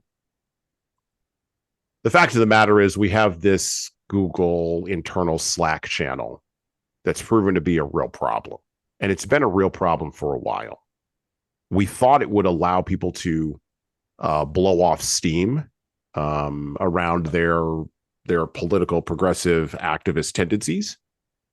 And that has not proven to be what this tool has done. As a result of this tool not working, which we did put in for ethical reasons, at least initially, it has failed to work. And this is what I'm saying to my boss. Because it's failed to work, now we have to fire these people. But that failure is actually on us. Mm-hmm. So what are we going to do to fix this? A, so it doesn't happen again. But also B, what are we going to do so that I don't have to be placed in a position of leadership failure and have to go fire another subsequent 20 people for showing up for something else tomorrow? Oh, and by the way, because I'm an ethical leader, I'm going to take a 10% pay cut on this year. Just going to put that on the table. Now, my boss is, of course, going to go, oh, no, you don't have to do that. I'm like 10%. There has to be some blood, there has to be some skin in the game, as Nicholas Nassim Taleb would say, from all of us on this. And by the way, me voluntarily putting that 10% on the table now puts pressure on you. And I know that's what it does, because this is the chess game we're in. And now you look like a fool if you don't take that. Right. So this is the chess game we're going to play. So I'm going to push you into a position where you have to address this, number one, but also number two, you have to look like you got skin in the game in an ethical way. I'm going to guarantee you that did not happen. I would guarantee that too. Yeah. How do we get ethical leaders right to engage around this, to engage in these spaces ethically, and to have those kinds of conversations, not necessarily with their teams, which is interesting, but with their bosses ethically? Because ethics rolls uphill and the fish, such as it were, rots from the head down. Yeah. And it's one of the, I'm going to go so far as to say it is a systemic issue. Mm-hmm. In that as you climb the ranks in a corporation, especially the larger ones, you get sucked into the political shenanigans and maneuvering that goes on, because it is the only way to maneuver. Mm-hmm. And that it kind of then necessitates that you put ethics on the back burner. Mm-hmm. If you don't dismiss it altogether, because your ambition, driven by your ego, is to climb the rank and not to be held responsible for that. There's an interesting book, Jocko Willink, Extreme Ownership, and it's about the Navy SEALs. And to me, this is the quintessential example of what does need to happen. Mm-hmm. Leaders need to take ownership for everything that goes wrong, even if they're not the ones who did it. Mm-hmm. But it is their team who failed at something. They, as a leader, needs to take ownership for what does that mean? It doesn't mean you take and everything falls on your head and, oh boy, I'll take the pay cut, I'll take this, I'll get fired, all my team stays untouched. No, that's not what that means. No. It means you take the responsibility for what happens and you work with your team to find a solution. What failed? How do we correct it? What do we need to change? What is the system, the process, whatever that needs to happen so that this does not happen again? That's taking extreme ownership on the leader's part to initiate that action. It's not to be the one to beat yourself up because of it. No. That's not what it means. And I think a lot of leaders miss that component of leadership, because it's very interesting when a leader were to do that, the influence they have over their team is completely unspoken, but is so powerful that, in fact, it's more powerful than the spoken at that point. I'm glad you brought up Extreme Ownership, because we've talked about that book on this podcast. We've actually had a conversation. We'll be releasing that later on this year with another gentleman around Jocko Willink's book. We facilitated that book in our consultancy, and information from that book combined with another book called The Oz Principle, which is about how you scale up accountability, because Jocko does an excellent job of describing what ownership looks like at an individual and at a small team level. Yes. There are challenges when you go to scale with that, though. And his book doesn't address any of those, but the Oz Principle does. It addresses it very, very well.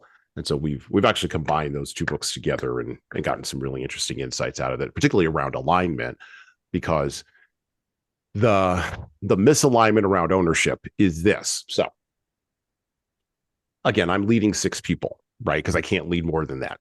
Can't lead more than 6 to 8. Right. Those people are loyal to me because I'm exhibiting ownership in every single sphere of influence that I touch. Which, if those 6 people or 6 to 8 people are working for me, they're all in my sphere of influence. Thus, to your point, I'm responsible for everything they do, and I'm responsible for everything they don't do. Now I'm effectively aligned. And by the way, I tell them this. I don't hide it from them. I don't obfuscate on it. Right. I actually tell them this is. I say it out loud. I'm not in charge. I'm saying I'm taking ownership over the whole team. I'm taking ownership over these projects. Now, what that means is when you fail, and eventually at a certain point you will on something, I'm going to take ownership of your failure because it will be something that I didn't do that allowed you to fail. Right. But it also, remember I talked about that epistemic humility that has to be on the part of both leaders and followers. Yeah. I also need you to take ownership of everything in your sphere of influence if I'm going to do this. And that's the absolute key thing, because if I as a leader take ownership, you as my direct report, and I'm going to put it that way, you take ownership for what you are doing with equally your team, or even if it's only just you need to take ownership for you. Right. Okay. So now we're doing this, and I'm one team of 4 to 6 people, 6 to 8 people in a much larger organization of 25,000 people. But my team is rocking and rolling. My team is clicking. We're getting stuff out. We're behaving competently. We're having disputes, but they're not driven by ego. Our part of whatever the process is that we own is humming. And because it's humming, other teams where it's not humming, where there's misalignment on all those other teams and fake conflict and all the rest, and that organization of 25,000 people, all those other teams are jealous of us and are angry, resentful, claim that I've got some Svengali mind control over my 6 to 8 people that makes them loyal to me. I've heard this, right? Yeah. And really it comes down to human jealousy. Absolutely. And we don't talk a lot about that because we think that we're past that. Again, this is one of those postmodern problems that require pre-modern language to actually describe. And so let's call jealousy what it is. It's jealousy, right? It's envy, right? It's the green dragon. Okay. Well, as a result of me being good with my 6 to 8 people, I am then offered another position. I am given now 2 teams of 6 to 8 people. Because if I could do it well with one, of course I could do it well with 2. And then I could do it well with 3. And then I can remake the whole culture. This is the ego now getting involved in this, right? Yeah. How does a leader, let me wrap this idea up with a question. How does a leader check their own ego? Because Jocko talks about this in his book, Check Your Ego, right? Yeah. If I've got my 6 to 8 people humming along, how do I check my ego and just stay with those 6 to 8 people? Check my ambition and just stay with those 6 to 8 people ethically. How do I do that? That is a very interesting and a very difficult question. It comes back to your humility factor for one, but it requires that understanding of self. Now, could you take on, for the sake of the example, another team of 6 people? You could do that. And ego doesn't really step into it. Maybe it says, well, if I can do that, I could probably do it with them. Let's give it a go. Reasonable response. The question is, do you have enough insight into yourself when you begin to see, I am struggling to do this with team number 2. I need help. Whatever that means, right? And that is that level of self-awareness, because yes, my ego can take off. Yeah, I can do it with 2. I can do it with 3. I can do it with whatever number. Bring them on. right? Because we feel invincible. Look at this. We've got this team is running perfectly. I'm not overly stressed. It's easy. I can add more to it. That's the ego talking. There's no two ways about it. I'm not saying you can't do 2 teams of 6. The question is, are you aware enough to know that you are doing the same with team number 2 that you did with number 1 and are not sacrificing team number 1 for the sake of team number 2? Yeah. Mm-hmm. Yep. And that it does take self-awareness. That's not, can I train that into somebody in 6 months? Probably not. Right. That takes a lot of self-initiative as well. I can give you the foundation, but it does take you doing a lot of the work. Yeah. And being able to objectively evaluate, there might be that. So your boss in that sense, then, Mm-hmm. what's their involvement in all of this? So that brings this question of going up the tree, going up the ladder, as to how do we put the checks and balances in? So how does my boss's boss and so on take ownership of what's going on? How do we go to scale with this? How do we go to scale at that point? Because it does require, just because there's this pocket in an organization that's doing really well, it's thriving, it's going gangbusters and is the envy of everybody else. The question is why? Mm-hmm. And are other people both in the horizontal, Mm-hmm. but as well as the vertical structure in the organization at that point, so the pyramid above it, how open are they and how willing are they to learn? And, now you bring in a whole lot of other dynamics into that. Do we want to replicate this? And there's the question of how do you scale? How do you scale that? And that is always the challenge, but it requires self-awareness to begin with. Otherwise, you're not going to get there. One of the solutions that I've had to give folks at a practical level is, and very occasionally when I'm working with bureaucracies, whether they're governmental or corporate, it doesn't matter. You'll get the leader in there. Who is that leader who's got their team aligned correctly? Right. And they've got ownership and they're exhibiting these traits. And it's a small team, usually no more than 10 people. Mm-hmm. And they've even had toxic people cycle in that they've been able to turn around. Right. And the other leaders who are not parallel, but who are vertical, who are on the same vertical, the peer group to them. Had this recently happen as just as recently as about 9 months ago with a group I was working with. That they will say, okay, well, XYZ person, let's just give her a name, Victoria. Of course, Victoria's team is working well. Like they're hyper loyal to her. Like we can never replicate that on my team. Or we'll get the question, which I love. Well, hey, son, you talk about alignment and accountability and ownership, and that's all well and good. But you don't understand. That team over there, led by that person, is going to send me someone toxic, and then I'm going to have to deal with them. Uh-huh. And the answer I always give, and let me find out what you think about this. The answer I always give when that question comes up is this. I say, okay, well, there's a very simple solution to solve this problem. You're not going to like it. It's simple, but it's not going to make you happy. Do you want to know what it is? Everybody goes, grumble.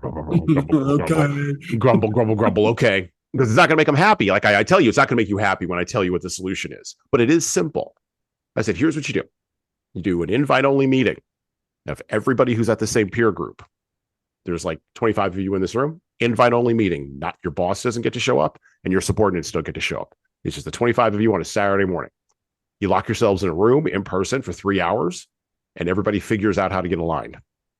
And everybody cries, and you get to an agreement, and you figure out how to get aligned and how you're going to lead your teams, and nobody gets to leave the room until everybody's aligned. One Saturday. You can figure it out. And committed. That's right. One Saturday for like 4 hours. You can figure it out. And everybody all of a sudden has nothing to say. Yeah.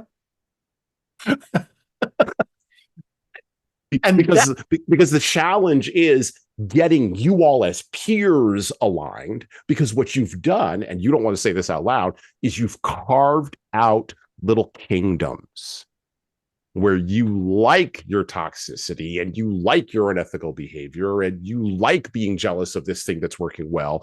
And by the way, even the person who's taking extreme ownership in the Jocko Willink fashion over their 4 to 6, 6 to 8, whatever number of people, they've carved out their own little sinecure. And yeah, I mean, you see that up and down every organization. Right. And so you want to fix that problem of misalignment. You all have to get aligned so that when subordinate A goes to team B, they already know what the deal is. They're not escaping. They're going to the same deal over here. But the 25 of you won't spend a Saturday getting together because you're too busy, or I don't want to spend my Saturday, or I'm not getting paid for this, or even at the bottom of it, I'd like to just have this chip to complain about, which I really think is a lot of it. Absolutely. A lot of it is, well, if I've got something to beef about and put somebody else down, it makes me feel better about myself. Right. Because I don't want to deal with me. Why would I want to deal with me? Heck no. Me, I'm the worst person to deal with. It's me. No, people don't want to do that. And to your example, get together on a Saturday morning, all that level, nobody else above below. Oh, I'm supposed to go there. I got to put my stuff on the table.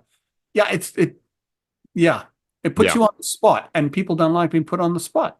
But they put up very quickly, but they don't do anything. Right. It's the sad part. So pushing that, your idea is brilliant, it works, but it has to be pushed through. Right. Yep. All right, so we're rounding the corner here. We've had a good conversation. This has been an excellent conversation. We're rounding the corner here. I want to ask you a couple of other questions. Talk a little bit about your work with World Ethics Organization and sort of how you came to be involved with those folks and what do they do, and how do they impact? How does ethics overall as maybe not even a philosophy, but at a practical level, how does that get inserted into organizations and into cultures through leadership? Well, how I got involved with Richard and the WEO came about through another conversation I had with somebody else who was involved with Richard and the ethics in general. Mm-hmm. And we just got a conversation about, it was leadership related. And I said, one of the biggest things that's missing in leadership, but universally what we're seeing in the world is a lack of ethics.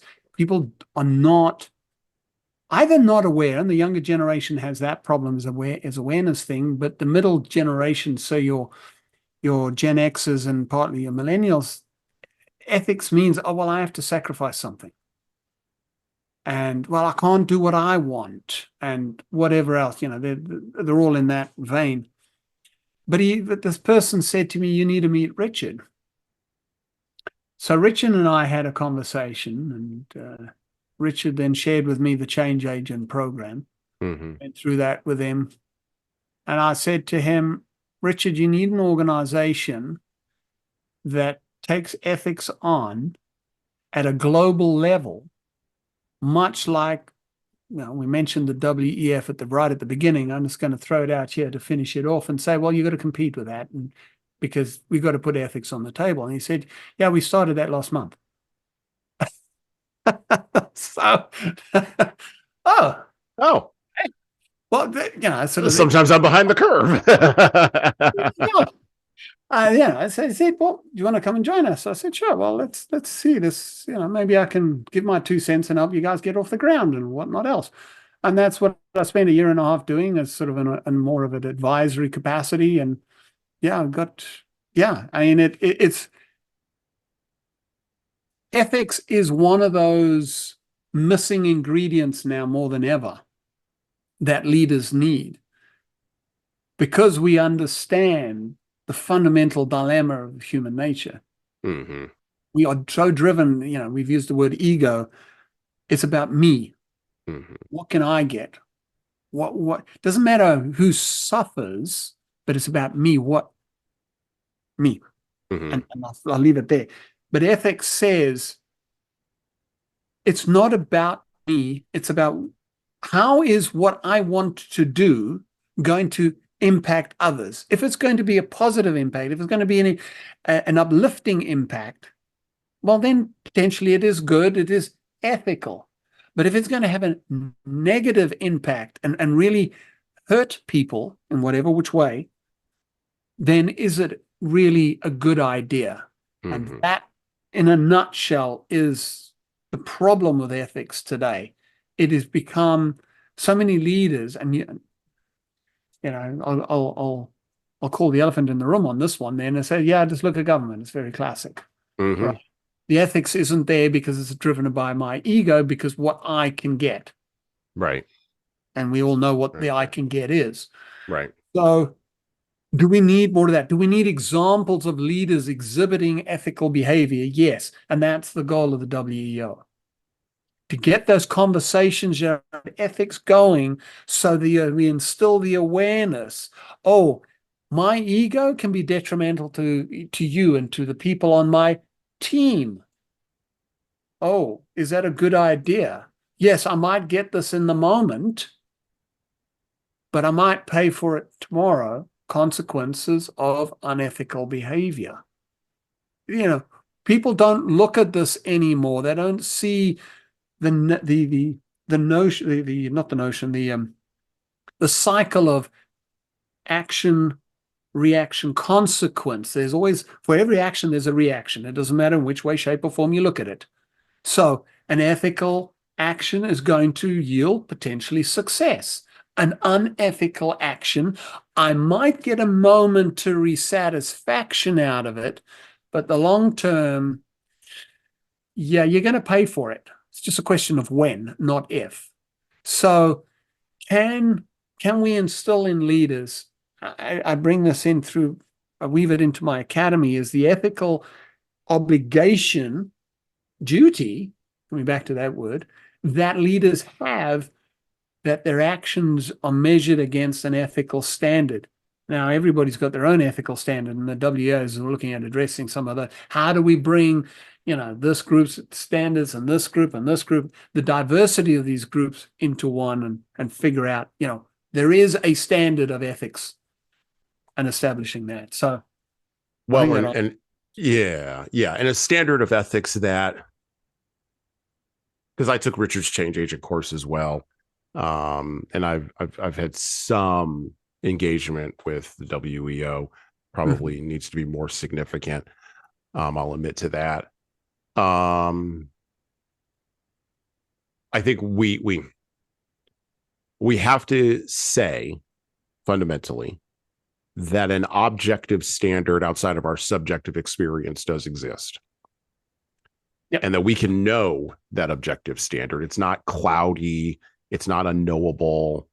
It's not mysterious.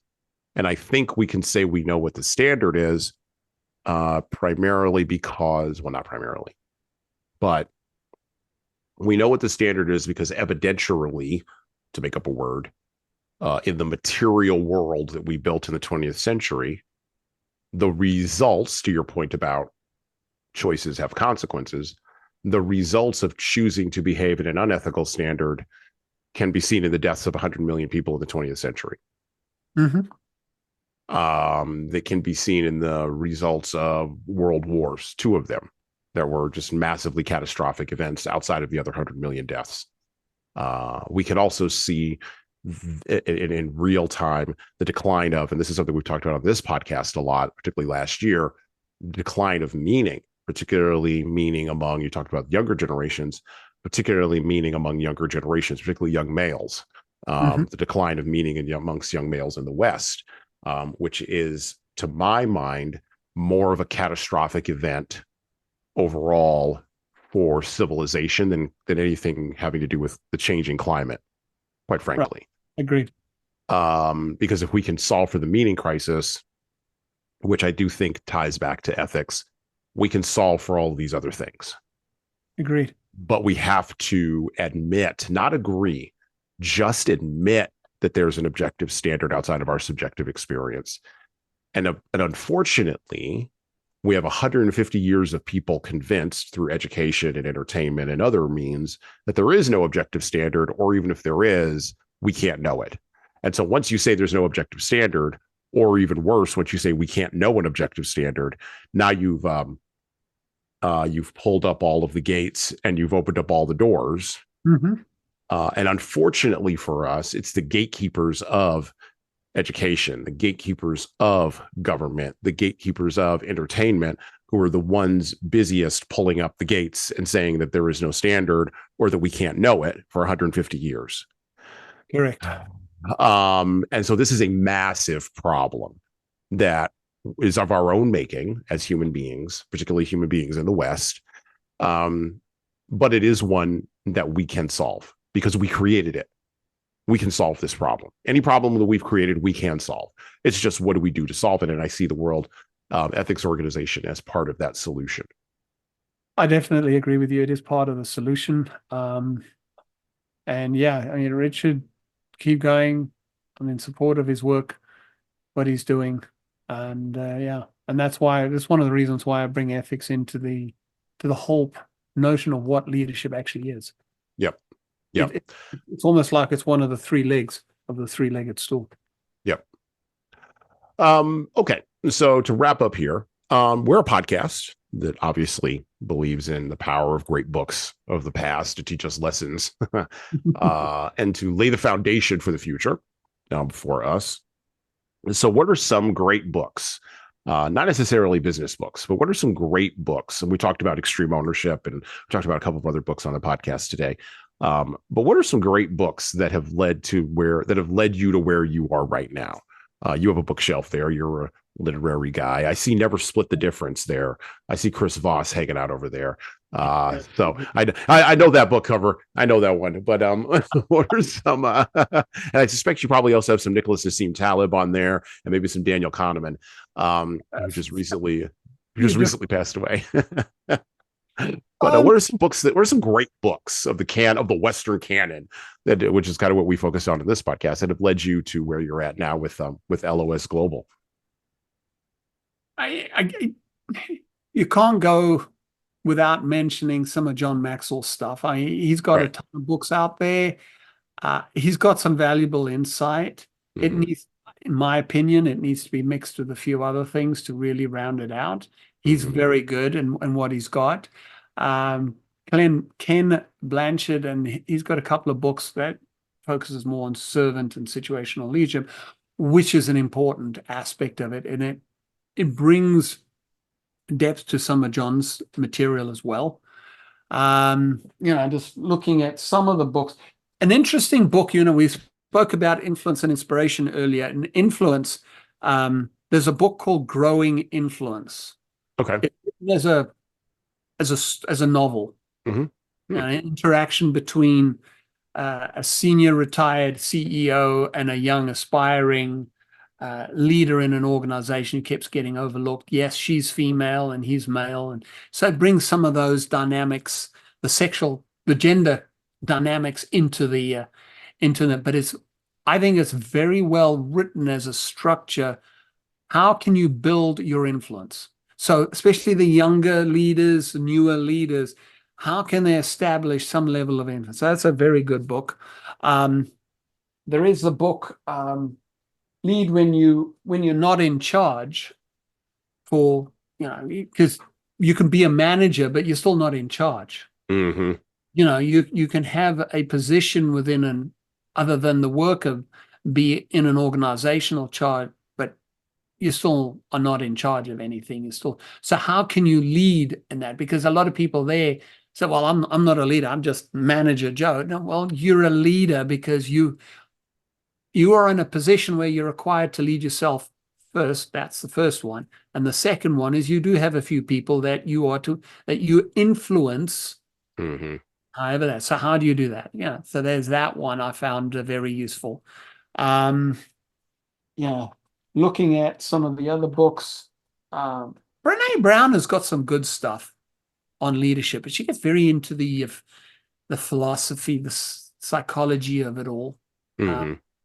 Useful anecdotes. I mean, there's some. She's got some good stuff, but I'd say that's more for the more experienced leader. Mm-hmm. Okay. Yeah, so that'd be more for them. I mean, it's leadership. What's it called? Developing the Leader Within 2.0. That's John Maxwell. That's a good book. Um, from an executive perspective, The Advantage is a good book. Patrick Lencioni. Mm-hmm. Okay. Yeah. Of a team. Those are all some of the good. It's the whole reason why you got the podcast is because I can read all of these books, but it's going to take me a long time. And a lot of the stuff that I've shared with you and you shared is the culmination of a lot of reading we've done. Right. So, those are just a handful of books.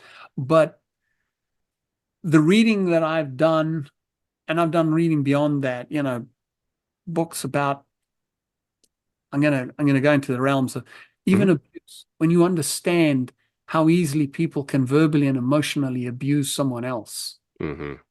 Powerful book on leadership to understand how it happens. Because gaslighting is a big issue in leadership. Mm-hmm.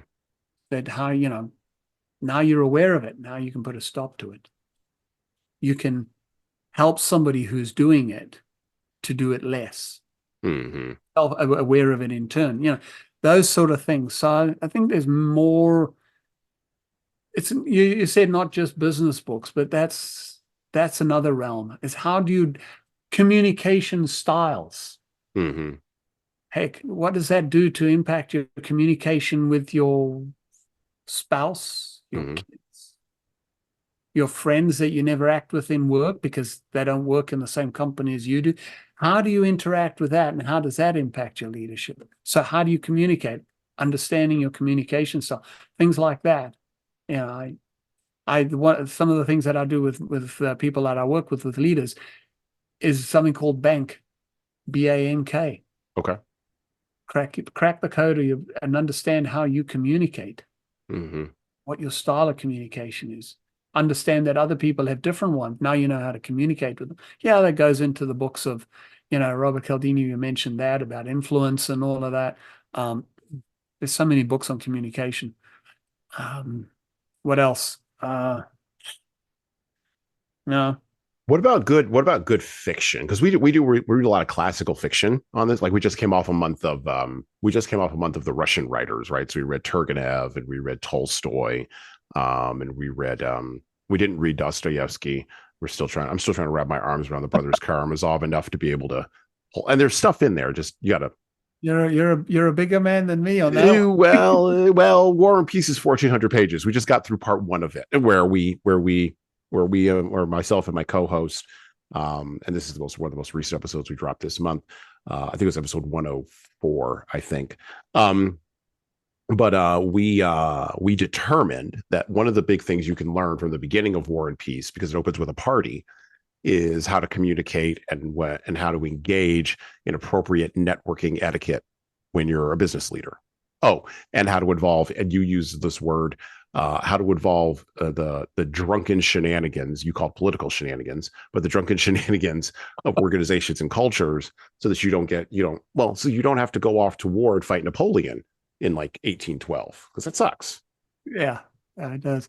Well, I mean, fiction books I haven't read in recent times. I haven't read a lot of fiction books. I'll be honest with you on that one. I sort of gotten lost on that. But to your point of fiction, because of the depth of research that is done to create a book of fiction, there's a lot of anecdotal type lessons we can learn from them, I think. Mm-hmm. How, this happened. Oh, that gives me an awareness of a certain situation Mm-hmm. that in a business book I may not have got, again, because it was never mentioned.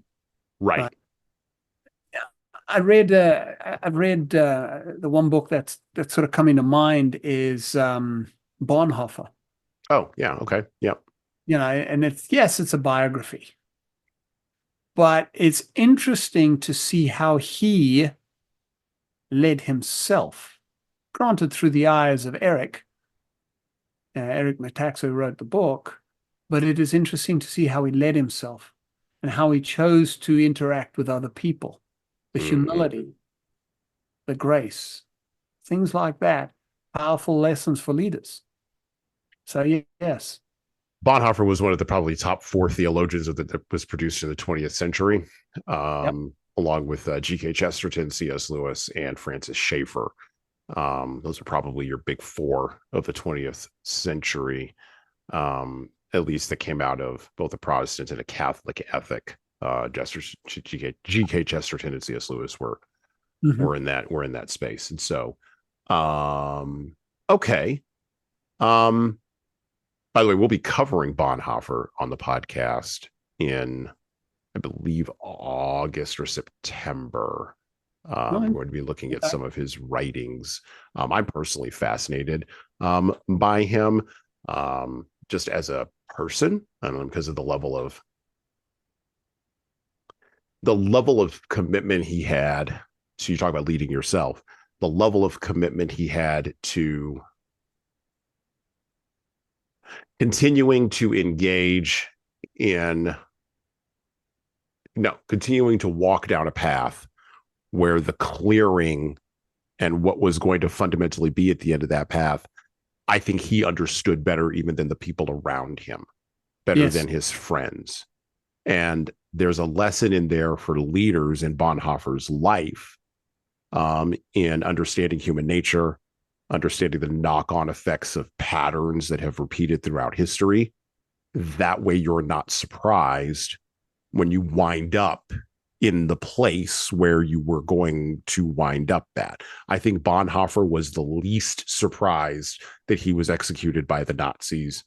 I think probably even the Nazis were surprised they executed him, but he wasn't, because he understood the nature of the thing he was fighting against. He understood the fundamental nature of human evil.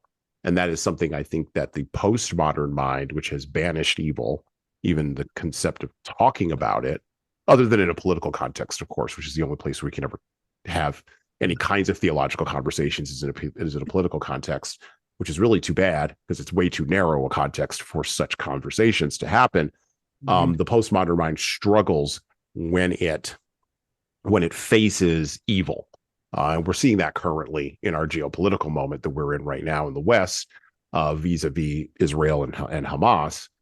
But we're also seeing it in our own individual lives. And when evil does show up, the postmodern secular materialistic mindset has nothing for that. Bonhoeffer had a solution for that because he understood other things about human nature. And so was unsurprised when human nature showed up. So he's a fascinating character. Just quickly, you mentioned C.S. Lewis. Yes. We're talking about fiction for a moment. The other book, that series, that I found rather interesting, and maybe it needs a couple of reads to really get it out, is the Lord of the Rings series, which is Tolkien, who was a contemporary of C.S. Lewis and was actually very strongly influenced by C.S. Lewis, which is interesting. But he then, as a result of that influence and where that led, is when he wrote the Lord of the Rings series. And you see leadership and the challenges of leadership. And it's a small group of people.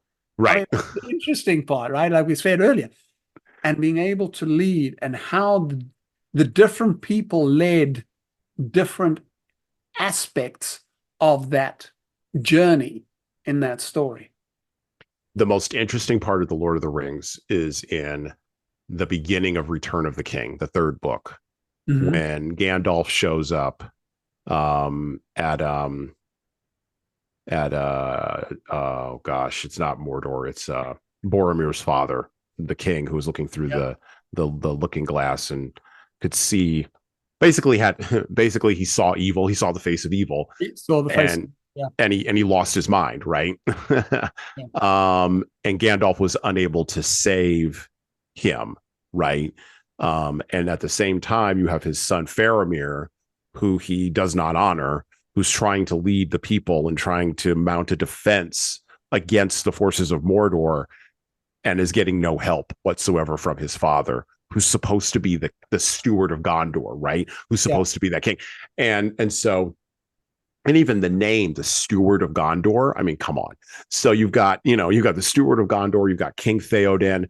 Those are two different leadership examples there. And you're right. I had a conversation recently with somebody about Tolkien and C.S. Lewis and sort of how they came to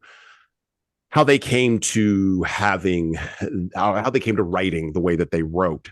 And they were both heavily influenced, obviously, as their entire generation was, by the impact of World War One and just the killing fields of Europe and just the Somme and just all the things that they saw. But Tolkien, interestingly enough, Tolkien and Lewis had the same experience, but pulled slightly different lessons from that you can see in their writing if you're sensitive to that. So yeah, we've covered Abolition of Man by C.S. Lewis on this podcast, and we've also covered all three of the Lord of the Rings books, and we've covered The Hobbit.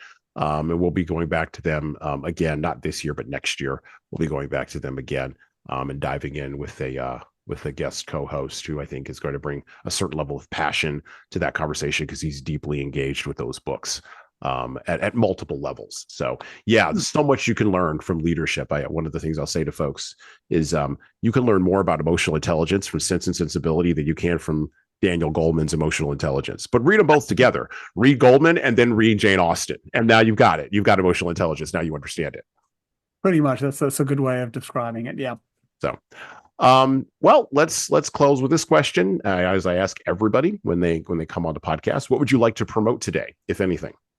Well, thanks for that, Jazan. And we host, as LOS Global, we host VIP, so invitation-only executive leadership forums, nominally once a month, every 5 weeks, depending on schedules and that. And we cover insights that are relevant to leaders today. And I'll often have either some of my team on that, and we discuss it and bring the audience in, or I bring in other experts to talk about a particular topic that's current on that. So I'd invite people to that. The website is a simple forums.los-global.com/home. Come along. It is invitation only. So go to the website, fill in the form, submit your invitation request. Not your application, your invitation request. And, if it's a fit, you're welcome to join us and join the conversation. So I'll leave that as my promo for the podcast. Thank you. Awesome. And we will have a link to that site so you can fill out that invitation request and maybe you can join this global forum put on by LOS Global and Peter Ainley and his team. Once every 5 weeks, once every 4 weeks or so. But we'll have that link right there in the show notes below the player that you are listening to and, of course, watching this podcast on. We'll also have links to all the places where you could find Peter Ainley and LOS Global, LOS Academy in the show notes as well. We'd encourage you to connect with him on LinkedIn. He is on LinkedIn. He's pushing out content on there as well. And so like and share if you liked what we were talking about today. Once again, I would like to thank Peter Ainley of LOS Global for coming on the podcast today. And with that, well, we're out. Thank you for listening to the Leadership Lessons from the Great Books podcast today. And now that you've made it this far, you should subscribe to the audio version of this show on all the major podcast players, including Apple iTunes, Spotify, YouTube Music, and everywhere else where podcasts are available. There's also a video version of our podcast on our YouTube channel. Like and subscribe to the video version of this podcast on the Leadership Toolbox channel on YouTube. Just search for Leadership Toolbox and hit the subscribe button there on YouTube. And while you're doing that, leave a 5-star review if you like what we're doing here on Apple, Spotify, and YouTube. Just go below the player and hit 5 stars. We need those reviews to grow, and it's the easiest way to help grow this show. And tell all your friends, of course, in leadership. By the way, if you don't like what we're doing here, well, you can always listen to another leadership show. There are several other good ones out there. At least that's what I've heard. All right. Well, that's it for me.